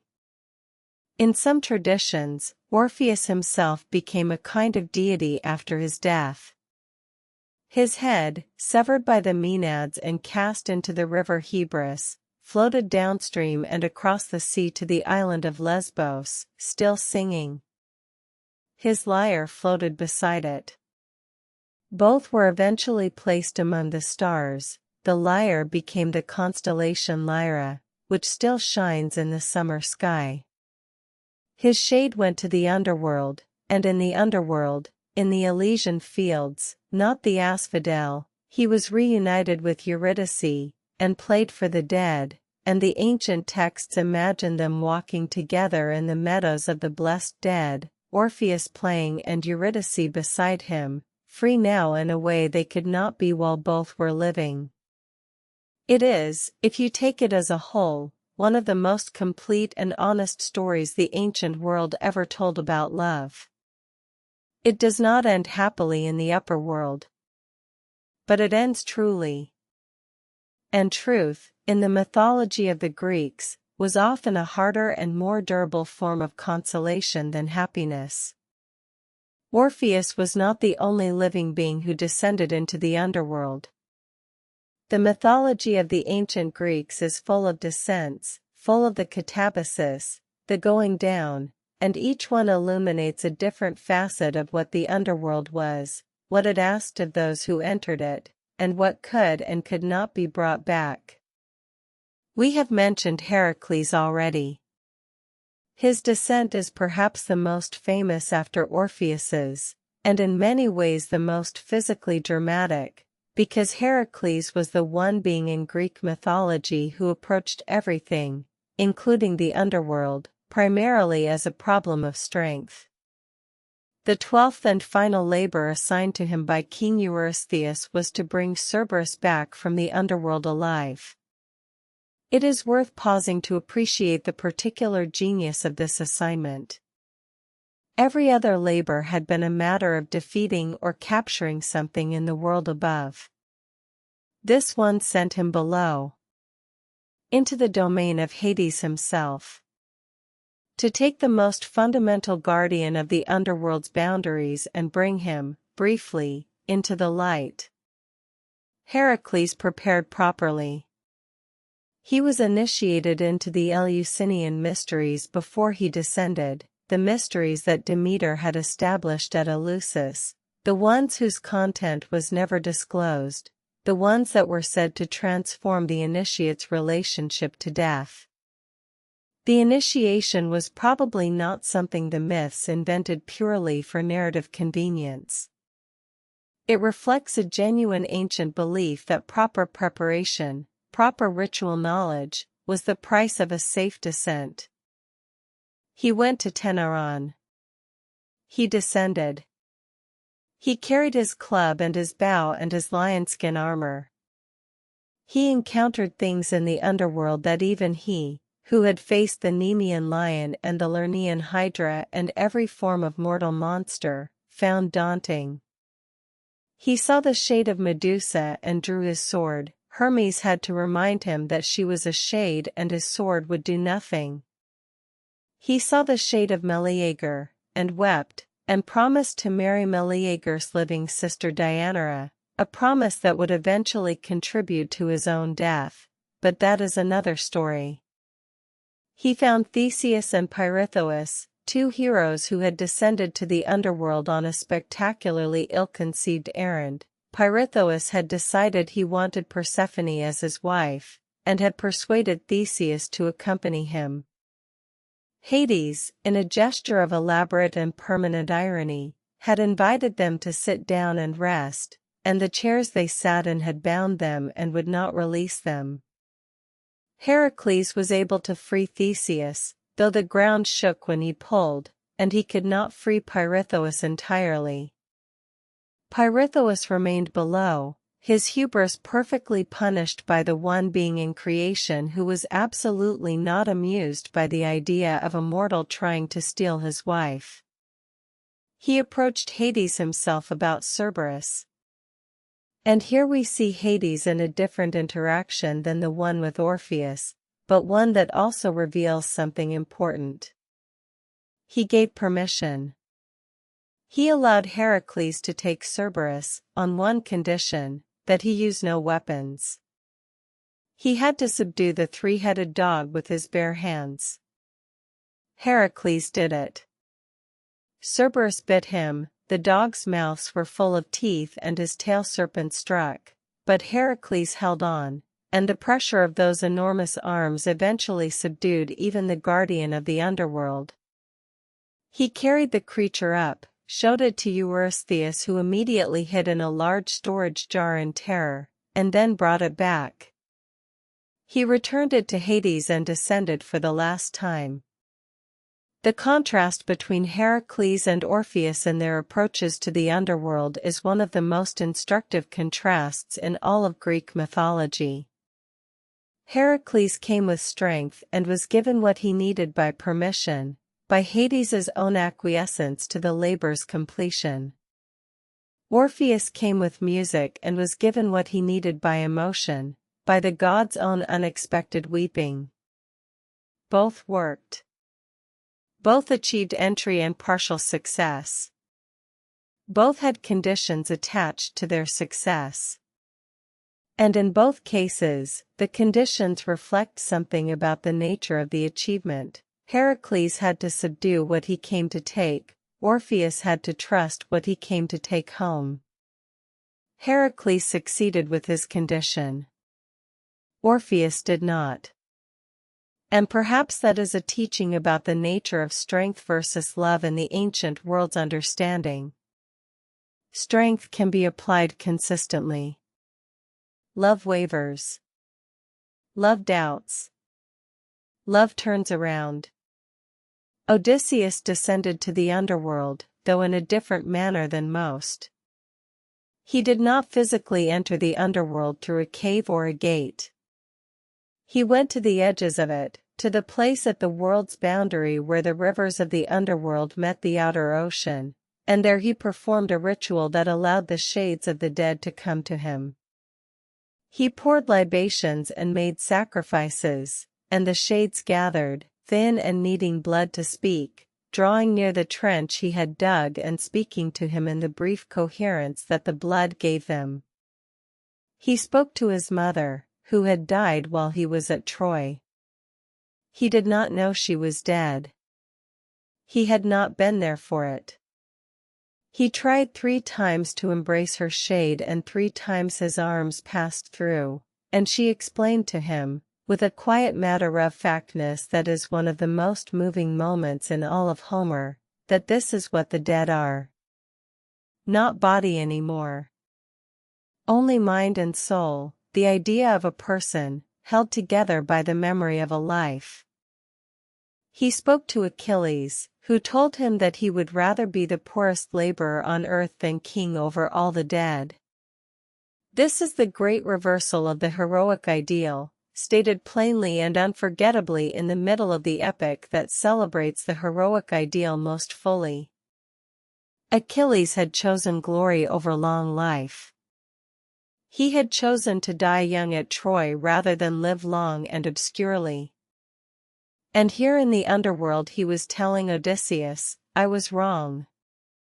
Any life is better than this. He spoke to Agamemnon, murdered by his wife on his return from Troy. He spoke to Tiresias, the blind prophet, who gave him the prophecy he had come to receive. He saw the great punishments of Tartarus, Tantalus, Sisyphus, and the great rewards of Elysium, where the heroes walked. Aeneas descended, in Virgil's Aeneid, led by the Sibyl of Cumae. His descent is the most architecturally complete of all the ancient descents, because Virgil had all the earlier traditions available to him and synthesized them into a single exhaustive vision of the underworld's geography. Aeneas saw the recently dead waiting for passage at the Styx. He crossed on Charon's boat. He passed Cerberus, drugged for once by a honey cake laced with a sedative, a more pragmatic approach than music. He went through the fields where the suicides dwelled, the fields of the warriors, the mourning fields where those who had died for love walked in the myrtle groves. He found Dido there, the queen of Carthage who had loved him and killed herself when he left. He spoke to her. She would not answer. She turned her face away and walked back into the myrtle shade, back toward the shade of her first husband, refusing to give Aeneas the consolation of her acknowledgement. It is one of Virgil's most precise and devastating moments, this total silence of the woman who had loved too completely and been abandoned. Even in death, she had nothing left to give him. Or perhaps, more exactly, she had finally found a place where she did not have to. He found his father Anchises in Elysium, in the beautiful fields. And Anchises showed him the souls waiting to be reborn, the long line of souls at the river Lethe, drinking the water of forgetting before they were sent back into new lives. Among them he saw the great Romans who had not yet been born, the future of the civilization that Aeneas was sailing to found. He saw them as souls being washed clean of memory, preparing to enter history. This vision in the Aeneid is Virgil's most ambitious and most discussed theological invention, the idea that the underworld is not only a receiving place but a turning place. A place of transformation, where souls are processed and purified and eventually sent back. Where the dead are not merely held but prepared for return. It synthesizes Platonic philosophy with older Roman religious tradition, and it turns the geography of Hades from a static place of permanent storage into something more like a great cycle, the dead going down and the living ascending, and the cycle continuing without interruption, generation after generation. All of these descents, from Heracles to Odysseus to Aeneas, circle around the same central mystery that the story of Orpheus illuminates most directly. The mystery of the door. Of what it means that there is a boundary between the living and the dead, and that sometimes, in extraordinary circumstances, under extraordinary conditions, that boundary is permeable. That the extraordinary human need, for reunion, for closure, for prophecy, for the completion of a divine labor, can open a passage through the most absolute divide in existence. And Hades, in each of these stories, is the one who decides whether the passage is permitted. The gatekeeper of the impossible request. The judge of whether what is being asked is worthy of the exception it requires. He is, in this function, one of the most consistently characterized figures in all of Greek mythology. He does not say yes easily. He says no by default, as the default is and must be. But when something arrives that meets his own deep and somewhat mysterious standard, when Heracles presents a legitimate divine assignment, when Orpheus presents a grief made audible and perfect, he opens something that is not supposed to be open. He does not open it all the way. He always sets the condition. The condition is his way of maintaining the essential structure of his kingdom even while honoring the extraordinary claim. You can take Cerberus if you take him barehanded. You can take Eurydice if you don't look back. The condition is never arbitrary. It is always precisely fitted to the nature of the request and the character of the requester.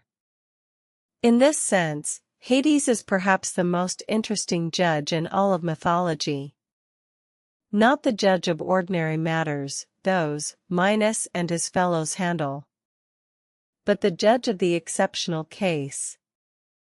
The one who hears the argument for why the rule should not apply this once, and weighs it, and sometimes says yes, and always attaches to that yes a condition that is, in some way, a distillation of the deepest truth about who is asking and why. There is a reason that humans in the ancient world kept returning to the image of the underworld door. Not just as a feature of a particular story about a particular god, but as a central organizing image of the experience of being alive. Every person who has ever lost someone they loved has stood at that door. Not literally. Not in a cave at Teneron with a coin for the ferryman. But in the place that grief creates, which is also a place between the living and the dead, between the world that continues to move and the world that has stopped. Between the person you were when the lost person was alive, and the person you are becoming now that they are not. The ancient Greeks named that place. They gave it geography and population and rulers and rivers. They described it in such extraordinary detail that it became a shared map for the experience of loss, a place everyone could point to, could use as the location of their grief, could find their own version of reflected in the general story. The Eleusinian mysteries that Demeter established at Eleusis, in the wake of Persephone's loss and return, were celebrated continuously for nearly 2,000 years. They were the largest religious gathering in the ancient world, larger, in their annual peak, than almost any other event. Thousands of initiates from across the Greek-speaking world made the journey to Eleusis every autumn. They were purified. They fasted. They processed by torchlight from Athens to Eleusis, covering the 14 miles in the darkness, reenacting in their own bodies the search that Demeter had made for her daughter. What happened in the inner hall at Eleusis, the telesterion, the hall of initiation, was never written down and never disclosed. The penalty for disclosure was death, and in several documented cases that penalty was applied. What we know is this, that initiates who had undergone the experience consistently reported that they were no longer afraid of dying. That they had seen something, or experienced something, or understood something, that made the prospect of their own death no longer a source of overwhelming terror. In all likelihood, the central revelation of the mysteries was something about the nature of death as transformation rather than cessation.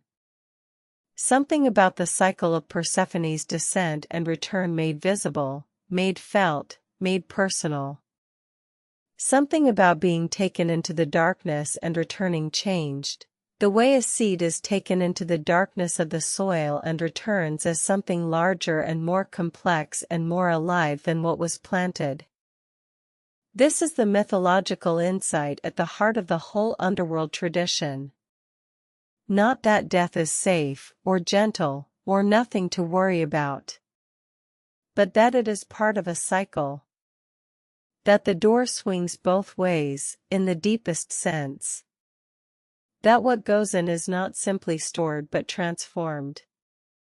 That the dead are not simply absent but present in a different register, in the way that winter is the presence of next spring's growth in seed form, in the way that Persephone in the underworld is already the Persephone who will return and make the world bloom. Plato, who was an initiate of the mysteries and whose philosophy circles endlessly around the relationship between the mortal and the immortal, wrote in the Phaedo about the soul's journey after death with a specificity and a calm that reads very differently from what you would expect from someone facing his own execution. He describes the soul going to a place of judgment, being evaluated, being directed according to its quality. He describes cycles of rebirth. He describes the Lethe and the Mnemosyne. He describes Tartarus as a place of purification rather than merely punishment, a place where the soul works through what it carries until it is lighter and can rise. He does not describe these things as mythology, not quite. He frames them as likelihoods, as stories that are not certainly true but seem to him more probably true than their alternatives. He says, near the end of the Phaedo, that a man who has spent his life in philosophy, in the genuine love and pursuit of wisdom, has been spending his life in a kind of rehearsal for death. A kind of voluntary, partial dying of the ordinary attachments to body and sensation and material comfort, in preparation for the final release. This is the Orphic current in Platonic thought. The idea that the soul is on a journey, that the body is a kind of tomb, that the descent into matter is the real catabasis and the death of the body is the real ascent.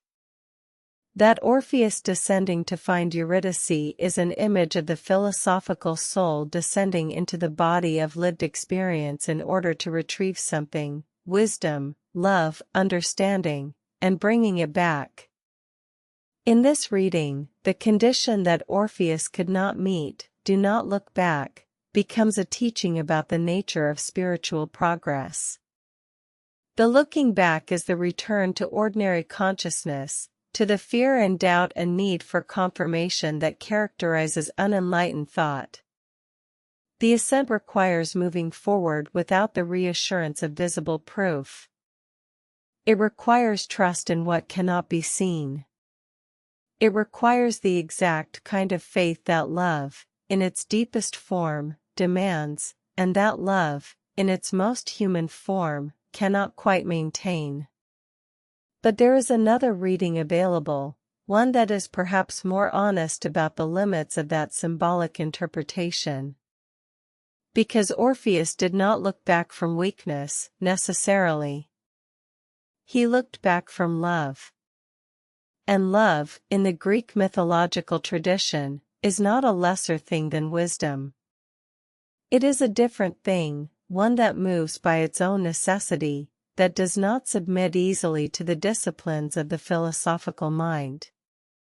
Eros in the Greek cosmogony was one of the first things to exist. Before most of the gods. Before the ordered world.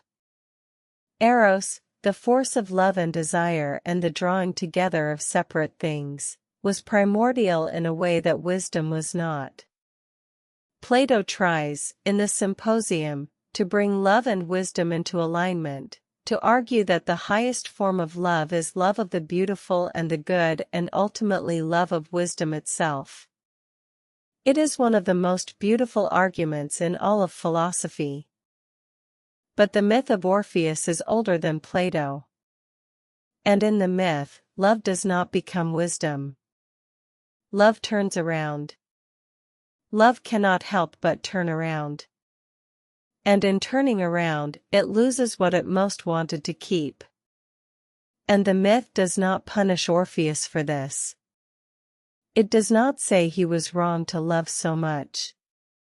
It says he was human, in the way that even a divinely gifted being is human, in the way that being made of love and being made of mortal limitation are sometimes the same condition. The door that Hades opened when he wept was the door to this understanding. That the Lord of the Dead was moved by the same force that moved Orpheus. That the boundary between the living and the dead is not enforced by indifference or cruelty or the absence of feeling.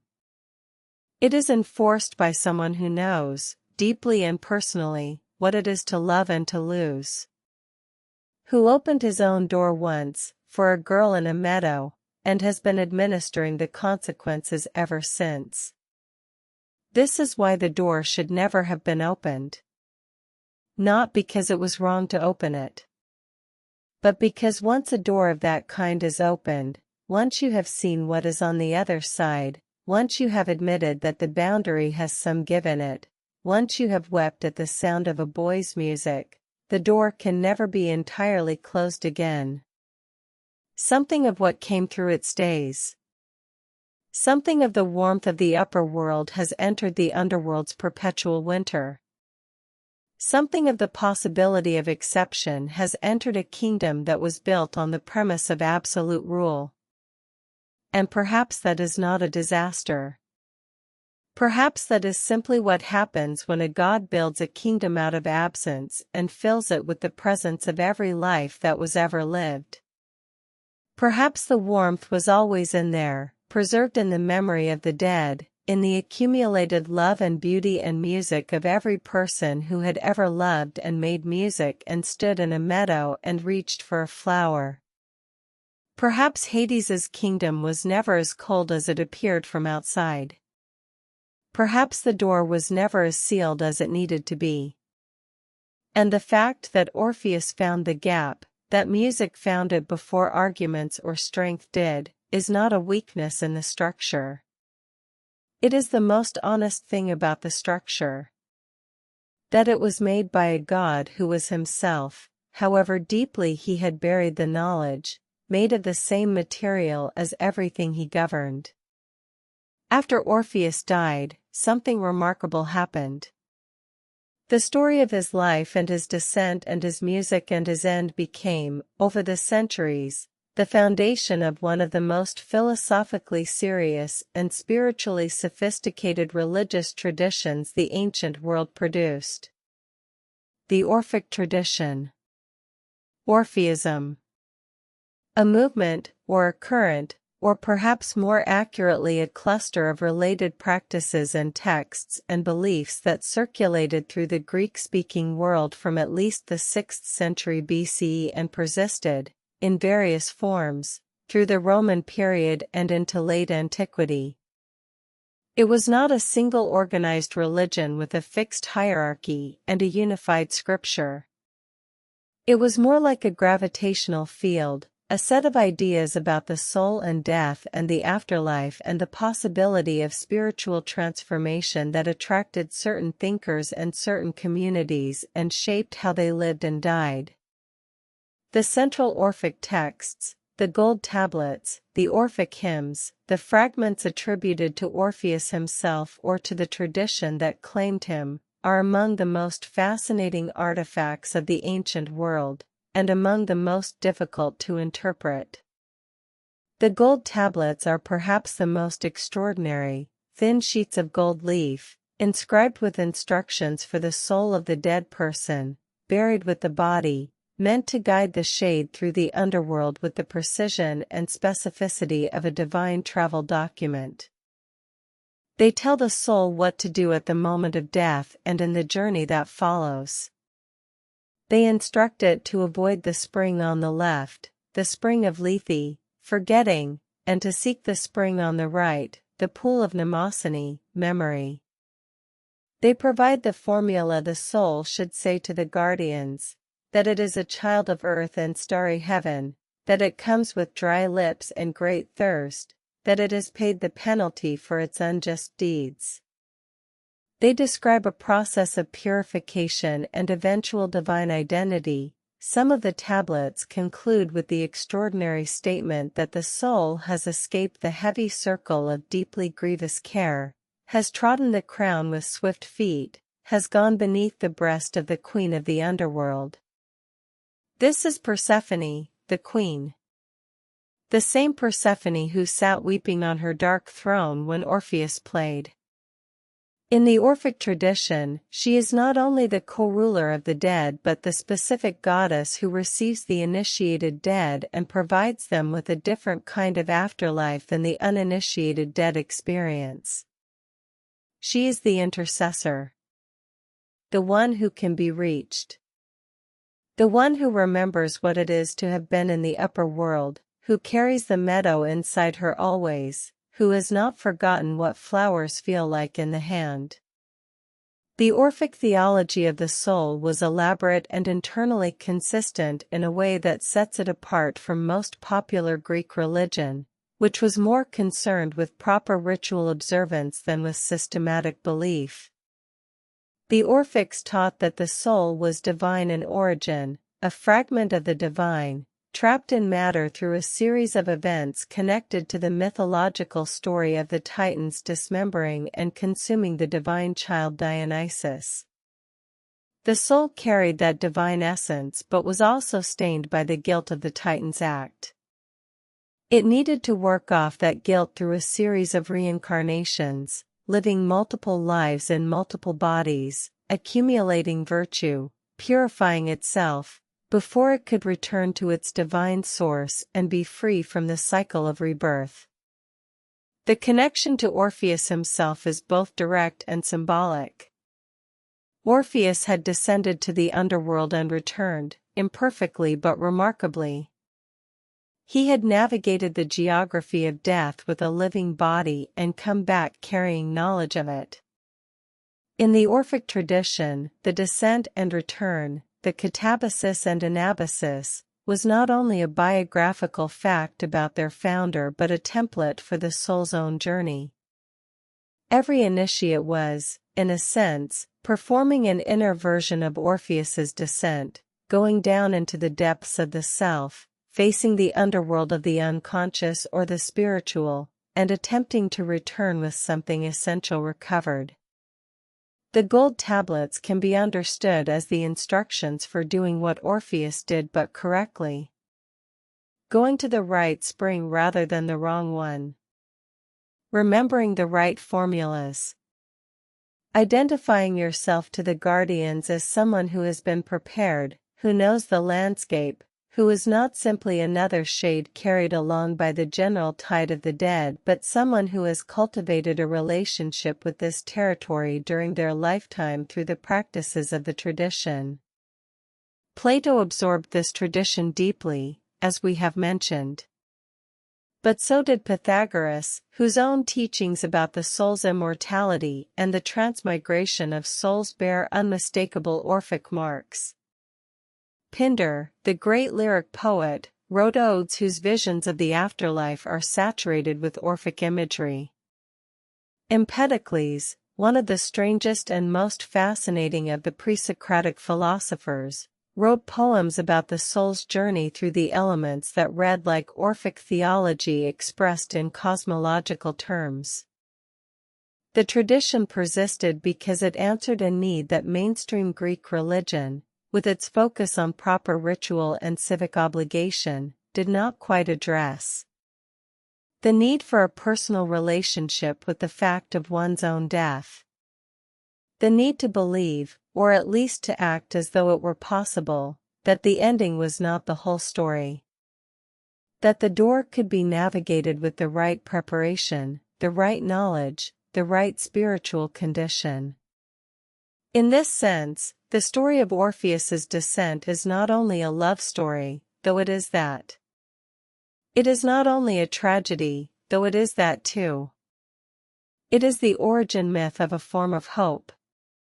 The hope that the boundary between the living and the dead is not merely a wall but a threshold. That the threshold can be negotiated. That the music of a life well lived, the music of genuine attention and genuine feeling and genuine love, is precisely what opens the door. The God who wept at the music did not weep because he was weak. He wept because he was, in the end, the most complete receiver of everything that made life worth living. Every beautiful thing that ever existed passed eventually through his kingdom. He held all of it. And when the music of the most beautiful thing that had ever existed came to him directly, from a living source, still warm, still moving in the way that only living music moves, he was moved. That is the Orphic revelation. That is what the gold tablets are pointing toward when they tell the soul to drink from the right spring, to remember, to identify itself correctly. They are telling the soul that the God who receives it is not indifferent to what it carries. That the quality of a life, the love in it, the music in it, the genuine seeking, is not lost at death. It is recognized. It is met by something in the ruler of the underworld that is itself a kind of recognition. And this is why the tradition lasted so long. Not because its theology was perfectly consistent, or because its texts were perfectly preserved, or because its rituals were universally followed. But because it addressed the deepest and most consistent feature of human experience, the grief of mortality, the fear of ending, the longing for the beautiful things to somehow persist. And it addressed those things not with denial but with a story. A story about a boy and his music and a God who was moved to tears. A story that says, even here, even in the deepest and most final place, something in you is recognized. Something you carried is received. Here is what the ancient world knew, and what the story of Hades and the door he should never have opened has been telling us in different forms for 3,000 years. The boundary between the living and the dead is not primarily a physical fact. It is an emotional one. A psychological one. A spiritual one. It is the boundary that grief establishes, that invisible membrane between the world as it was when the person was alive and the world as it is now that they are not. It is the door that every person who has ever loved and lost has stood before. Unable to enter. Unable to stop wanting to. The myth does not pretend that the door can be opened permanently. It does not promise that love conquers death in the way that a simple happy ending would require. Eurydice does not come back. She goes back. The condition was real and the failing of it was real and the consequence was real. The myth is honest about the nature of the boundary it has spent so much care describing. But the myth also says this, that the door was opened. Once. By music. By a grief that became so specific and so pure and so beautifully expressed that even the Lord of the Dead could not pretend it was not moving him. The door was opened, and something crossed through it, and even though it was not successfully brought back, the opening itself was real. The opening was the miracle. Not the crossing. Not the return. The opening. Because the opening said, even here. Even in the most permanent, most irrevocable, most absolute place in all of creation, even here, the right kind of attention can create a gap. The right kind of love, expressed in the right kind of form, can move the immovable. Not forever. Not enough to undo what has been done. But enough to create a moment of contact. A moment in which the living and the dead are separated by the thickness of a shadow rather than the infinite distance of the permanent divide. The ancient peoples who built temples to Persephone and Hades and who practiced the Eleusinian mysteries and who wrote the gold tablets and who burned them with their dead, they were doing this. They were trying to maintain the opening. To keep the contact possible. To ensure that the dead they loved would have, in the underworld, a queen who remembered the meadow, and a king who had once wept at music, and a tradition of ritual and memory that said, "We have not forgotten you. We know where you are. We have prepared you for the crossing." And there is something in that practice, in the consistency of it, the 2,000-year continuity of the Eleusinian rite, the care that went into each gold tablet, the specific formulas preserved through initiatory secrecy from generation to generation, something that is still moving when we look at it now across the long distance of time. These were people dealing with the same grief we deal with. The same door we face. The same impossible desire to reach through the boundary and find the person on the other side. They found their way to do it through story. Through ritual. Through the shared map of the underworld's geography that let every person's grief have a location, every dead person's shade have a place, every prayer and offering and libation have an address to go to. The king and queen of the underworld were specific and named and characterized, which meant that the prayers had somewhere to land. The rivers were named and their properties were known, which meant that the dead who needed to avoid the Lethe were given instructions on how to do so. The door was named and located, which meant that the grief of standing before it had a context, a narrative, a story that said, "Others have stood here before you.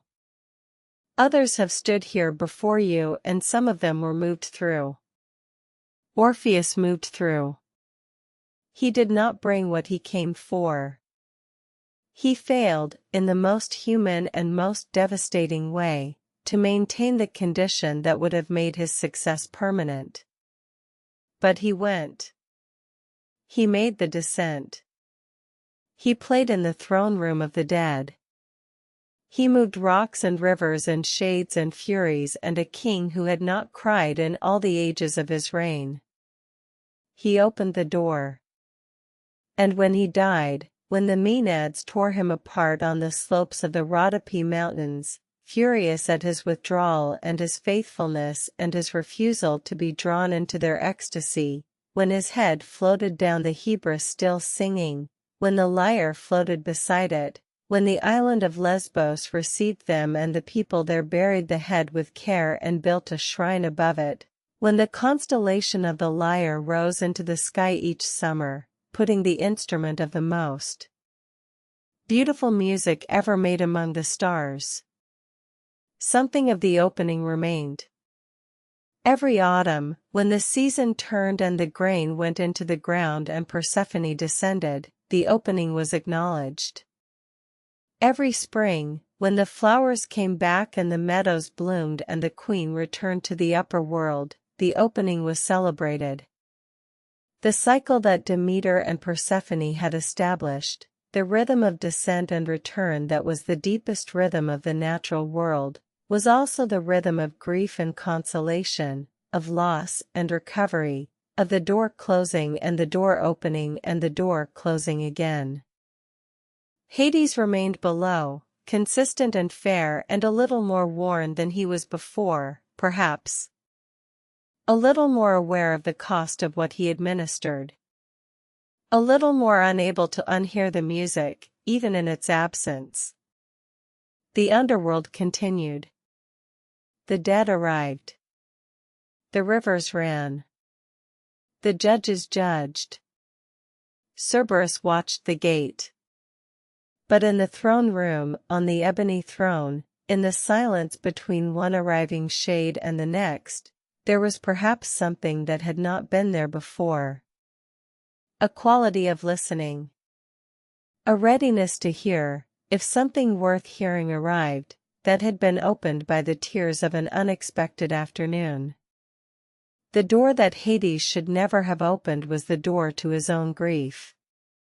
His own longing for the world above, the light he had not seen since the day he tumbled out of his father's stomach into a world that was immediately taken from him by the luck of a cosmic draw. His own recognition that the thing Orpheus had lost, the warm, musical, flower-gathering life of the upper world, was also, in some aching and unreachable way, something he had lost too. He should never have opened it. The order of things required it to stay closed. The administration of the underworld, the maintenance of the boundary that made all life above possible by containing all death below, the great bargain at the heart of the world's functioning, all of it argued for the door to stay shut. But the music asked, and the weeping answered.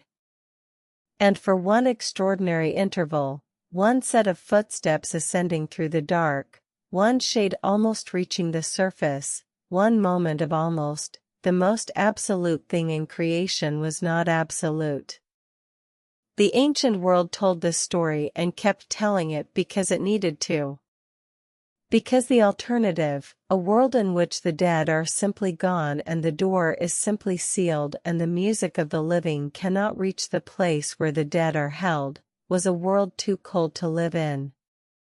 Not literally. Not physically. But in the way that matters, in the way that determines whether a world has warmth at its center or only at its edges. So they told the story. They told it in marble and bronze and painted pottery and epic verse and elegiac couplets and philosophy and mystical hymns and gold tablets buried with the dead.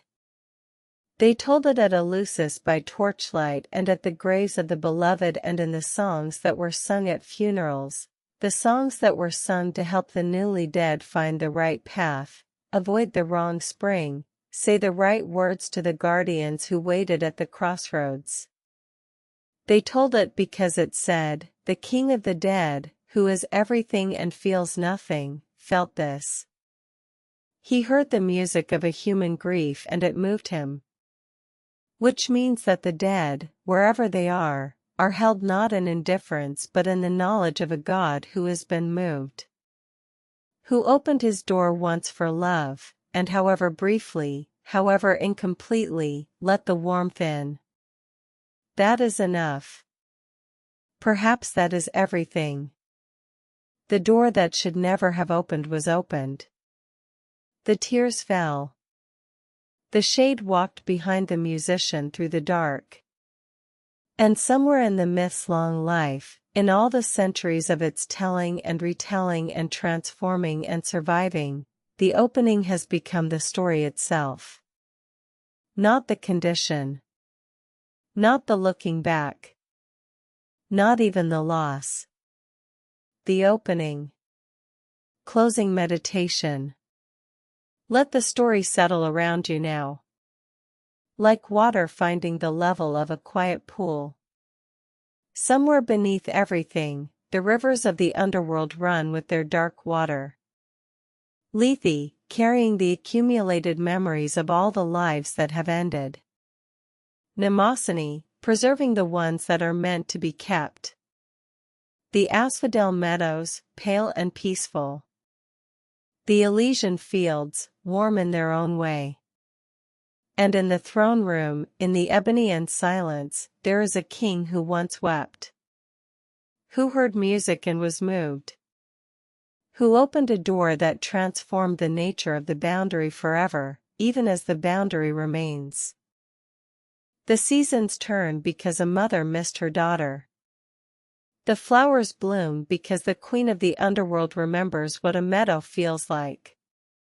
The stars carry the shape of a lyre because the most beautiful music ever made was made out of the most complete grief, and that combination was too extraordinary to be lost when the musician died. You are resting now. The world above is very quiet. The ceiling above you is soft with the hour, and the darkness that surrounds you now is the gentle kind, the kind that holds rather than empties. Breathe slowly. Let the stories go still inside you, the way water goes still when it stops being moved. Let Persephone return to her meadow. Let Orpheus rest in the Elysian fields with his lyre, with the shade of Eurydice beside him, in the place where the condition no longer applies.